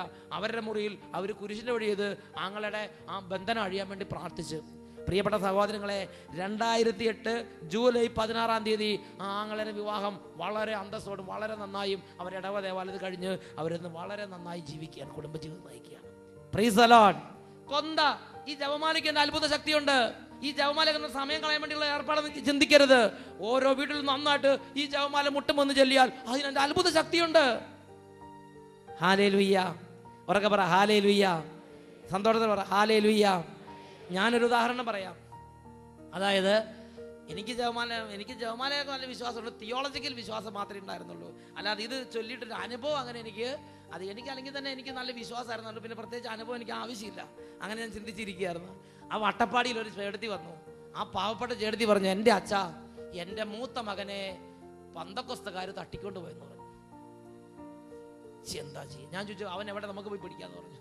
അപ്പോൾ പറഞ്ഞു തിരുവല്ലയിലെ തിയോളജിക്കൽ കോളേജിൽ കൊണ്ടുപോയിട്ട് പാസ്റ്ററാകാൻ വേണ്ടി ചേർത്തു എന്ന് പറഞ്ഞു. അവൻ പാസ്റ്ററാകാൻ പഠിച്ചുകൊണ്ടിരിക്കുകയെന്ന് പറഞ്ഞു. എന്താ അത് കഥ? അട്ടപ്പാടിയിൽ നിന്ന് ഒരു കുടുംബത്തിൻ്റെ വേദനയാണത്. ആ പറയാനും സംസാരിക്കാനും ആരുമില്ല. കുഗ്രാമത്തിൽ നിന്ന് പാസ്റ്റർമാർ വലയിലാക്കി കൊണ്ടുപോയി. ഇപ്പൊ തിരുവല്ലയിൽ പാസ്റ്ററാകാൻ വേണ്ടി അവൻ തിയോളജിക്കൽ കോളേജ് ചേർന്ന് പഠിക്കുകയാണ്.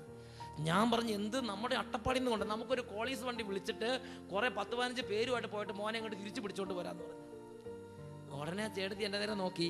ചേട്ടത്തി പറഞ്ഞു, അച്ഛാ അതിന് എന്നെ കിട്ടിയാലെന്ന് പറഞ്ഞു. ഈ എന്നെ അതിന് കിട്ടിയില്ലെന്ന് പറഞ്ഞു. ഞാൻ ചോദിച്ചു പിന്നെ എൻ്റെ ആവശ്യമാണോ അത്? ചേട്ടത്തിയുടെ ആവശ്യം, ഞാൻ ചേട്ടത്തിക്ക് വേണ്ടി പറഞ്ഞെന്ന് പറഞ്ഞു. ഉടനെ ചേർത്തി കോളീസ് കൊണ്ട് വിളിച്ചു പറഞ്ഞു എന്നെ കിട്ടില്ലെന്ന് പറഞ്ഞു. ഞാൻ ചോദിച്ചു പിന്നെ എന്ത് ചെയ്യും ചേട്ടത്തിന്ന് ചോദിച്ചു. ചേട്ടത്തി ഒരു പൊട്ടിപ്പൊളിച്ചൊരു കൊന്ത ഇങ്ങനെ എടുത്ത് കാണിച്ചു. ഇത് അച്ഛൻ കണ്ടോന്ന് ചോദിച്ചു. ഞാൻ പറഞ്ഞു ഈ കൊന്തയ്ക്ക് ശക്തി ഉണ്ടെങ്കിൽ ഞാൻ അവൻ ഇവിടെ വരുത്തു എന്ന് പറഞ്ഞു. ഞാൻ എന്ത് പറയും? ഞാൻ പറഞ്ഞു എന്നാ പിന്നെ അങ്ങനെ വല്ലതും ചെയ്യാൻ പറഞ്ഞ് ആ ചേട്ടത്തിനെ പറഞ്ഞയച്ചു. ചേട്ടത്തി പോയി കൊന്തയില്ല. പിന്നെ ഞാൻ ചേട്ടത്തിയുടെ കാര്യം വിട്ടു. ചേട്ടത്തി പോയി കൊന്തയല്ലി 7 മാസം കണ്ടിന്യൂസ് ആയിട്ട് കൊന്തയല്ലി. ചേട്ടത്തി പറഞ്ഞു എൻ്റെ മകൻ തിരിച്ചു വന്നിട്ട് ഞാൻ ഈ കാര്യത്തിൽ ഈ യുദ്ധം അവസാനിപ്പിക്കുള്ളൂ എന്ന് പറഞ്ഞിട്ട് കൊന്ത. ഒരു ദിവസം എത്ര ഇങ്ങനെ എണ്ണ വെച്ചിട്ടൊന്നുമില്ല, അങ്ങോട്ട് ഈ പറ്റുന്നിടത്തോളം മകന് വേണ്ടി കൊന്തയില്ലാണ്. 7 മാസം കഴിഞ്ഞപ്പോ ഇതാ തിയോളജിക്കൽ കോളേജിൽ നിന്ന് മകൻ അവിടുന്ന് ഒരൊറ്റ ചാടി ഓടി അവൻ അട്ടപ്പാടി വന്ന് ഈ ചേട്ടത്തിൻ്റെ അടുത്തിരിക്കുക. അപ്പം മോനെ അന്വേഷിച്ച് പാസ്റ്റർമാരെല്ലാം കൂടെ ഒരു വണ്ടി വിളിച്ച് ഒരു വണ്ടി പാസ്റ്റർമാർ ഇത് അട്ടപ്പാടിയിൽ. ആ ചേട്ടത്തി കൊന്ത എടുത്ത് പാസ്റ്റർമാരെ കൈകാര്യം ചെയ്ത്. എൻ്റെ സഹോദരന്മാരെ ഇപ്പം അട്ടപ്പാടി റോട്ടിൽ പുല്ല് മുളയ്ക്കുന്നില്ല. ഓടി വഴിക്കുമ്പോൾ പുല്ല് മുളയ്ക്കുന്നില്ല. പിന്നീട് അവരുടെ ഉപദ്രവ ദേശത്തുണ്ടായിട്ടില്ല. ഇത് ചൊല്ലുന്നവർക്ക് എൻ്റെ അനുഭവം അറിയാം. ഹല്ലേലൂയ. ഈ ജപമാലയ്ക്ക് അത്ഭുത ശക്തിയുണ്ട്. ഇങ്ങനെ ആയിരക്കണക്കിന് വർഷങ്ങൾ ആചരിച്ച് ബോധ്യം വന്ന ആചാരങ്ങളാണ് കത്തോലിക്ക സഭ നമ്മുടെ കൈകളിലേക്ക് ഏൽപ്പിച്ചു തന്നിരിക്കുന്നത്. നമ്മുടെ കാർന്നമാരിലൂടെ പിതാക്കന്മാർ ആചരിച്ച് ബോധ്യം വന്ന വിശ്വാസവും വിശ്വാസ രീതികളുമാണ് എനിക്ക് നിങ്ങൾക്ക് കൈമാറി കിട്ടിയിരിക്കുന്നത്. അത് സന്ധ്യാപ്രാർത്ഥനയായാലും 25 നോമ്പായാലും 50 നോമ്പായാലും വ്രതങ്ങളായാലും എന്തു തന്നെ ആയാലും അത് അത്ഭുത ശക്തിയുള്ളതാണ്. ഞാൻ മറ്റൊരു ഉദാഹരണം പറയാം. നമ്മൾ പള്ളിയിൽ പരിശുദ്ധ കുർബാന എഴുന്നള്ളിച്ച് ആരാധന നടത്തുന്നത് കത്തോലിക്ക സഭയുടെ ഒരു രീതിയാണ്. അതിന് തന്നെ അത്ഭുത ശക്തിയുണ്ട്. അതിനെക്കുറിച്ച് എനിക്ക് മനസ്സിലായ സംഭവം നിങ്ങളോട് പറയാം. ആദ്യം തന്നെ ഒരു കാര്യം പറയാം. അട്ടപ്പാടിയിൽ എനിക്ക് അതിൻ്റെ ശക്തി ശരിക്കും ബോധ്യം വന്നു. അട്ടപ്പാടി സെഗിയോൻ ധ്യാനകേന്ദ്രത്തിൽ ആദ്യകാലത്ത് ഒരു വെള്ളിയാഴ്ച ശുശ്രൂഷയ്ക്ക് വേണ്ടി അച്ഛൻ നന്നായിട്ട് ഒരുങ്ങി തയ്യാറെടുത്ത് സർവ്വ സ്വരമുള്ള കാലം. ഇന്ന് സ്വരം കുറച്ച് ഡിമ്മാണ്. പക്ഷെ ആദ്യകാലത്ത് എനിക്ക് ക്ഷീണമൊന്നുമില്ല, ഭയങ്കര പവറാണ്. ഒരു 5 പേരോടെങ്കിൽ 5000 പേരോടെന്ന പോലെ ഞാൻ സംസാരിക്കും. അങ്ങനെ ശക്തി സംസാരിക്കുന്ന കാലം. പക്ഷെ എത്രമാത്രം ഊക്കോടെ സംസാരിച്ചാലും ശരി, ഒരു 10 പേര് 15 പേര് കൂടുതൽ ഒരു വെള്ളിയാഴ്ചത്തെ പ്രാർത്ഥനയ്ക്ക് അവിടെ ഉണ്ടായിരുന്നു. അട്ടപ്പാടി മൊത്തം മൈക്ക് സെറ്റ് വെച്ച് മൊബിലൈസേഷൻ നടത്തി എല്ലാ ഇടവേള വികാരിച്ചവർ ഒന്നിച്ച് അധ്വാനിച്ചാലും മാക്സിമം വരും 30-35 പേര് വരും. അതിൽ കൂടുതൽ അട്ടപ്പാടിയിൽ ആളുകളില്ല ധ്യാനകേന്ദ്രത്തിൽ. അങ്ങനെ ഇരുന്നപ്പോൾ അപ്പം നല്ല പ്രായമുള്ള കാർന്നവന്മാർക്ക് പാരമ്പര്യം അറിയാം. അതിലൊരു കാരണവർ പറഞ്ഞു, അച്ഛൻ ഇവിടെ ചത്ത് പണിയെടുത്താൽ ഒന്നും സംഭവിക്കാൻ പോകില്ല, അച്ഛന് രക്ഷപ്പെടാൻ ഒരു വഴി പറഞ്ഞു തരാമെന്ന് പറഞ്ഞു.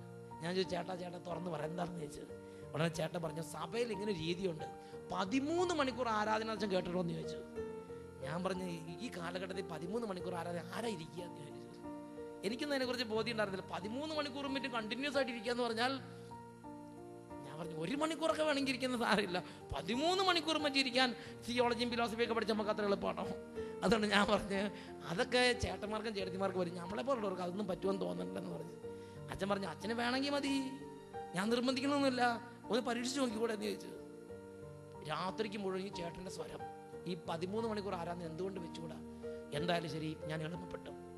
ഞാനങ്ങനെ താവളം ഫൊറോന പള്ളിയിൽ വികാരിച്ചനോട് പറഞ്ഞിട്ട് 1998 മറ്റും തോന്നുന്നു 13 മണിക്കൂർ ആരാധന താവളം പള്ളിയിലാണ് വെച്ചു. എൻ്റെ ധാരണ ആരും വരില്ലെന്നുള്ള. എന്നിട്ട് ഞാൻ ആളുകളെ നോട്ടീസ് അടിച്ചറിയിച്ചു. പതിവുള്ളതുപോലെ എല്ലാ വെള്ളിയാഴ്ചത്തെ പ്രോഗ്രാം നോട്ടീസ് അടിച്ചറിയിക്കുന്നത് പോലെ ആളുകളെ നോട്ടീസ് അടിച്ച് വിവരം അറിയിച്ചു. പ്രിയപ്പെട്ട സഹോദരങ്ങളെ, ഞാൻ നോക്കുമ്പോൾ ജനങ്ങളെല്ലാം എല്ലാ ഭാഗത്തുനിന്ന് വന്ന് പള്ളി നിറച്ചു ആളുകൾ. വേറെ വചന പ്രഘോഷണം ഒന്നുമില്ല, വെറുതെ ആരാധന മുമ്പിലിരുന്ന് പ്രാർത്ഥിച്ചുകൊണ്ടിരിക്കുക. അന്ന് ആ 13 മണിക്കൂർ ആരാധന കഴിഞ്ഞ് അതിൻ്റെ ആശീർവാദം കൊടുത്ത്, അപ്പം അന്ന് ഈ ആരാധനയുടെ നിയോഗതാണ് അട്ടപ്പാടിയിലെ ശുശ്രൂഷയ്ക്കുള്ള തടസ്സങ്ങൾ വിട്ടുപോകുക, അത്രേ ഉള്ളൂ. പ്രിയപ്പെട്ട സഹോദരി, ഇന്ന് കാണുന്ന അന്ന് അതിനുശേഷം കാണുന്ന കാഴ്ച എന്ന ഓരോ ആഴ്ച ആളുകൾ അങ്ങോട്ട് കൂടാൻ തുടങ്ങി. 30, 60, 100, 200, 500, 1000 ഇന്ന് 10,000 ആളുകൾ. അതും വെളുപ്പിന് ഞാൻ ഓർക്കുന്നുണ്ട്. ഇപ്പോൾ ഈ കഴിഞ്ഞ വെള്ളിയാഴ്ച അട്ടപ്പാടിയിൽ നിന്ന് ഒരു ചേച്ചി വന്ന്, ഒരു ടീച്ചർ വന്ന് പറഞ്ഞിങ്ങനെയാണ്, അച്ഛാ സങ്കടം ഉണ്ടെന്ന് പറഞ്ഞു. ഞാൻ എന്താ ടീച്ചറെ, എനിക്ക് സാധിക്കുന്ന എനിക്ക് പരിഹരിച്ച് തരാം. ടീച്ചർ പറഞ്ഞു, ഞാൻ വെളുപ്പിന് 2 മണിക്ക് അപ്പനോട് പറഞ്ഞിട്ട് അപ്പനങ്ങളെ കൂട്ടി എഴുന്നേറ്റ് സീറ്റ് കിട്ടാൻ വേണ്ടി വെള്ളിയാഴ്ച ധ്യാനിക്കാൻ വന്നതാണ്. ചിന്തിച്ച് നോക്കും, 9 മണിക്കാണ് ധ്യാനം തുടങ്ങുന്നത്, അതിന് വെളുപ്പിന് 2 മണിക്ക് അട്ടപ്പാടിയിൽ നിന്ന് അപ്പനെ എല്ലാവരും ആങ്ങളമാരെ കുത്തി എഴുന്നേപ്പിച്ച് ഈ ടീച്ചർ നടന്നു വന്നപ്പോൾ എല്ലാ സീറ്റും ഫുള്ള്. ആ ടീച്ചർ പറയാ, എന്നിട്ടും എനിക്ക് സീറ്റ് കിട്ടിയ ഞാൻ പുറത്തായി പറഞ്ഞു. നമുക്ക് അതുപോലെ ജനം ഇന്ന് അട്ടപ്പാടി വചനം കേൾക്കാൻ വേണ്ടി വരിക. ഈ സഖിയോൻ ധ്യാനകരുടെ തൊട്ട് ഫ്രണ്ടിൽ ഒരു വീടുണ്ട്, പൂവത്തുങ്കൽ എന്ന് പറഞ്ഞൊരു വീടാണ്. അപ്പോൾ പാലായിൽ നിന്ന് അവരുടെ ബന്ധുക്കൾ വിളിച്ച് പറഞ്ഞു, ഞങ്ങൾക്ക് 2 സീറ്റ് ബുക്ക് ചെയ്ത് ഞങ്ങൾ രാത്രിക്ക് പുറപ്പെടുമെന്ന് പറഞ്ഞു. ഇവർ 12:30, 1 മണിക്ക് സീറ്റ് ബുക്ക് ചെയ്യാൻ വന്നപ്പോഴത്തേനും കംപ്ലീറ്റ് ഫുള്ള്. നമുക്ക് തൊട്ട് ഫ്രണ്ട് കിടക്കുന്നവർക്ക് പോലും രാത്രിക്ക് 1 മണിക്ക് വന്ന സീറ്റില്ല. അതുപോലെ ജനം അത് കൈകാര്യം ചെയ്യണം. ഹല്ലേലൂയ. അതുപോലെ അഭിഷേക അട്ടപ്പാടി തുറന്നതിൻ്റെ ആദ്യത്തെ സ്റ്റാർട്ടിങ് ആ 13 മണിക്കൂർ ആരാധനയാണ്. പ്രിയപ്പെട്ട സഹോദരങ്ങൾ, ഇതിൻ്റെ മറ്റൊരു അനുഭവങ്ങൾ നിങ്ങളോട് പറയാം. അമേരിക്കയിൽ 2002 മുതൽ 2004 വരെ കാലഘട്ടത്തിൽ ഒരുപാട് കേസുകൾ, അബ്യൂസ് കേസുകൾ ഉണ്ടായി. നമ്മുടെ അഭയ കേസ് പോലെ, അഭയ കേസ് 2 വൈദികർക്കെതിരെയാണ് ആരോപണങ്ങൾ വന്നത്. അതുപോലെ അമേരിക്കയിൽ 400 വൈദികർക്കെതിരെ അബ്യൂസ് കേസുകൾ ഭയങ്കരമായി മീഡിയ അത് ഒരു കൊടുങ്കാറ്റ് അഴിച്ചുവിട്ടു. ഒരുപാട് പേർക്കെതിരെ കോടതി വിധി വന്നു. മില്യൺസ് ആൻഡ് മില്യൺസ് നഷ്ടപരിഹാരം കൊടുക്കേണ്ടി വന്നു. ഒരുപാട് രൂപതകൾ പാപ്പരായി. ബോസ്റ്റണൊക്കെ പാപ്പരായി പോയി. 85% കത്തോലിക്കലുള്ളൊരു പ്രദേശമാണത്, പക്ഷേ അതൊക്കെ പാപ്പരായി പോയി. അതുപോലെ ആ ദേശത്തെ സഭ ഞെരുങ്ങി, ഒരുപാട് നാണക്കേടുണ്ടായി. അപ്പോൾ എല്ലാവരും പറഞ്ഞു, അമേരിക്കൻ കത്തോലിക്ക സഭയുടെ കഥ കഴിഞ്ഞു. എന്നാൽ അവിടെ നല്ല പൗരുഷമുള്ള മത്താത്യാസിനെ പോലുള്ള കുറച്ച് ആളുകളുണ്ടായിരുന്നു. അവർ ഒരുമിച്ച് കൂടിയപ്പോൾ അവർ പറഞ്ഞു, ഇത് നാശമല്ല, ഇത് ദൈവത്തിൻ്റെ അനുഗ്രഹമാണ് ഈ പ്രശ്നങ്ങളൊക്കെ ഉണ്ടായിരിക്കുന്നത്. അപ്പോൾ ഇനി എന്ത് ചെയ്യണം? ഉടനെ അവർക്ക് പരിശുദ്ധാത്മ ബോധ്യം കൊടുത്തു. പരിശുദ്ധ കുർബാന എഴുന്നള്ളിച്ച് വെച്ച് നിത്യാരാധന ആരംഭിക്കുക. അവരനുസരിച്ച്, അമേരിക്കയിലാണെങ്കിൽ അമേരിക്കൻ കാത്തലിക്സ് ആണ്, അവരനുസരിച്ച് 1500 സ്ഥലങ്ങളിൽ, അമേരിക്കയിൽ 1500 സ്ഥലങ്ങളിൽ പരിശുദ്ധ കുർബാന എഴുന്നള്ളിച്ച് വെച്ചുള്ള നിത്യാരാധന അമേരിക്കൻ സഭ ആരംഭിച്ചു 2004. 2008 അവസാനമായപ്പോഴേക്കും അമേരിക്കൻ സഭയുടെ സ്ഥിതി ഇതെന്നറിയോ? 2008 അവസാനമായപ്പോഴേക്കും അമേരിക്കൻ സഭ തഴച്ചു വളർന്ന് അത്ഭുതമായ അഭിഷേകം ഉയർന്ന് അമേരിക്കൻ സഭയുടെ ചരിത്രത്തിൽ ഇന്ന് വരെ ഉണ്ടായിട്ടില്ലാത്ത ദൈവവിളി കൊണ്ട് സെമിനാരി നിറഞ്ഞു കവിഞ്ഞ് പിന്നെ കുറേ യുവാക്കന്മാരെ തിരിച്ചു വിടേണ്ടി വന്നു. അതുപോലെ സഭയിൽ ദൈവവിളി. അമേരിക്കൻ യുവാക്കന്മാർ വൈദികരാകാൻ വേണ്ടി മുമ്പോട്ട് വരിക. ഹല്ലേലൂയ.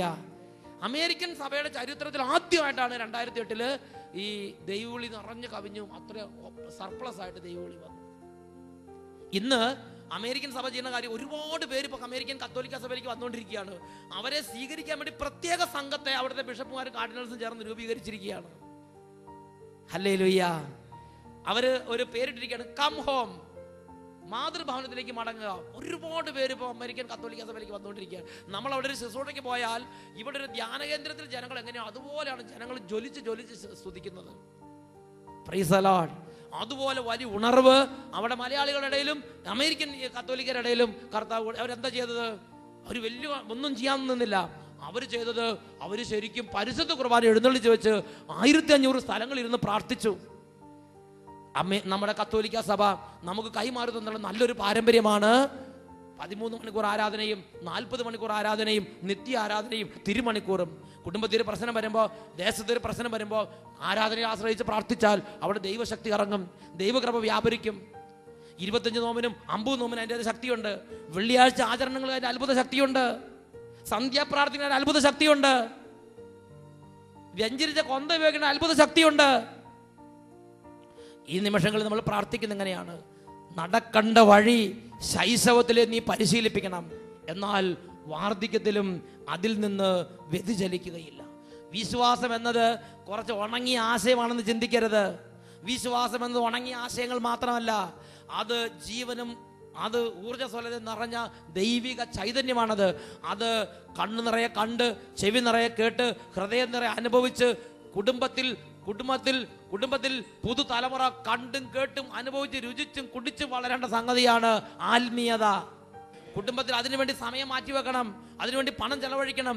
നമ്മുടെ ഇടവകളിൽ കാറ്റഗിസം പഠിപ്പിക്കുന്നത്, ഇടവകളിൽ 10 ദിവസം കൊന്ത നമസ്കാരം വെക്കുന്നത്, ഈ നോമ്പ് കാലഘട്ടത്തിൽ കുരിശിൻ്റെ വഴി വെക്കുന്നത്, 25 നോമ്പ് ആചരിക്കുന്നത്, അല്ലെങ്കിൽ ഓരോ ഇടവകയിലെ ബിഷപ്പുമാർ വരുന്നത്, അല്ലെങ്കിൽ ആ ഇടവകയിലെ വികാരിച്ചിൻ്റെ നേതൃത്വത്തിലുള്ള മറ്റ് ധ്യാനങ്ങൾ നടക്കുന്നത്, ഇതെല്ലാം വിശ്വാസത്തിൻ്റെ ആഘോഷങ്ങളാണ്.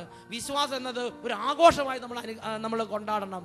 വിശ്വാസത്തിൻ്റെ ഓരോ ആഘോഷം നടക്കുമ്പം ആ പുതുതലമുറ കണ്ട് കേട്ട് രുചിച്ച് മണത്ത് ഹൃദയത്തിലേക്ക് ആവഹിക്കേണ്ട ഒരു സംഗതിയാണ് ആത്മീയത എന്ന് പറയുന്നത്. അല്ലാതെ ടി വിയിൽ 2 വചനം കേട്ടെന്ന് വിചാരിച്ച് ശരിയാവുമെന്ന് വിചാരിക്കരുത്. വചനം നല്ലത് തന്നെ. ഇടവക പള്ളിയിലേക്ക് പോകണം. കുടുംബത്തിലും ഇടവക പള്ളിയിലും കേന്ദ്രീകരിച്ച ഒരു ആത്മീയത ഉണ്ടാകണം. ഹല്ലേലൂയ, ഉറക്കെ പറയാം ഹല്ലേലൂയ. പണ്ടൊക്കെ ആദ്യ വെള്ളിയാഴ്ച കുമ്പസാരം ജനമുണ്ട്. ഇന്ന് അട്ടപ്പാടി വരുന്ന ആ ആദ്യ വെള്ളിയാഴ്ച വരുന്ന ഞങ്ങൾ ചോദിച്ചു നോക്കിയേ, അവരുടെ ചെറുപ്പകാലത്ത് അവർ പഠിച്ചിരുന്ന സ്കൂളുകളിൽ ആദ്യ വെള്ളിയാഴ്ച കുമ്പസാരവും കുർബാനയും ഉണ്ടായിരുന്നു.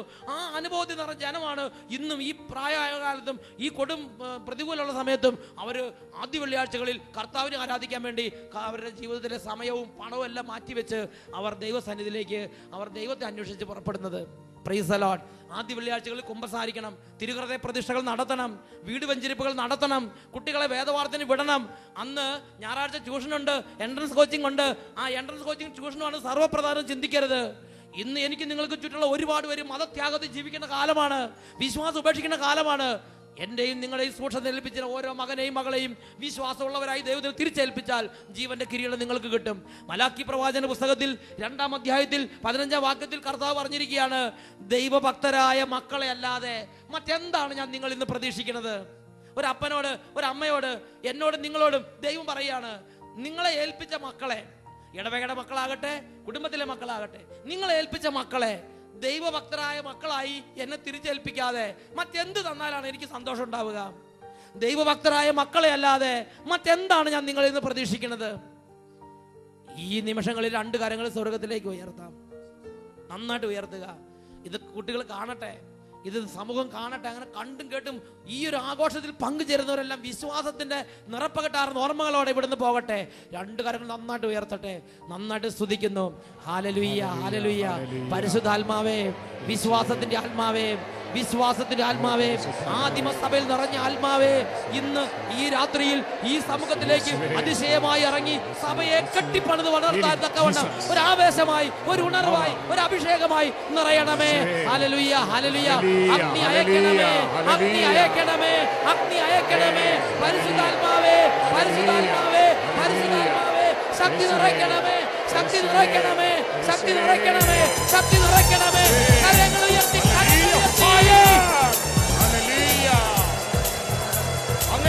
ശക്തിയയക്കണമേ പരിശുദ്ധാത്മാവേ, ശക്തിയയക്കണമേ പരിശുദ്ധാത്മാവേ, അഗ്നിയയക്കണമേ പരിശുദ്ധാത്മാവേ, ശക്തിയയക്കണമേ പരിശുദ്ധാത്മാവേ. ആദിയിലെ പോൽ ജനകോടികളെ വീണ്ടും ഉണർത്തണമേ, അത്ഭുതങ്ങളും അടയാളങ്ങൾ വീണ്ടും നൽകണമേ. ആദിയിലെ ജനകോടികളെ വീണ്ടും ഉണർത്തണമേ. അത്ഭുതങ്ങളും അടയാളങ്ങൾ വീണ്ടും നൽകണമേ. അത്ഭുതമൊഴുകും കൈകൾ എന്നിൽ നീട്ടണമേ. അത്ഭുതമൊഴുകും കൈകൾ എന്നിൽ നീട്ടണമേ. ഉണർവിൻ കൊടുകാറ്റേ നീ വീശണമേ വീണ്ടും. ഉണർവിൻ കൊടുകാറ്റേ നീ വീശണമേ വീണ്ടും. തളരും മനസ്സുകളിൽ നീ പുതിയൊരു ജീവൻ നൽകണമേ. തളരും മനസ്സുകളിൽ നീ പുതിയൊരു ജീവൻ നൽകണമേ.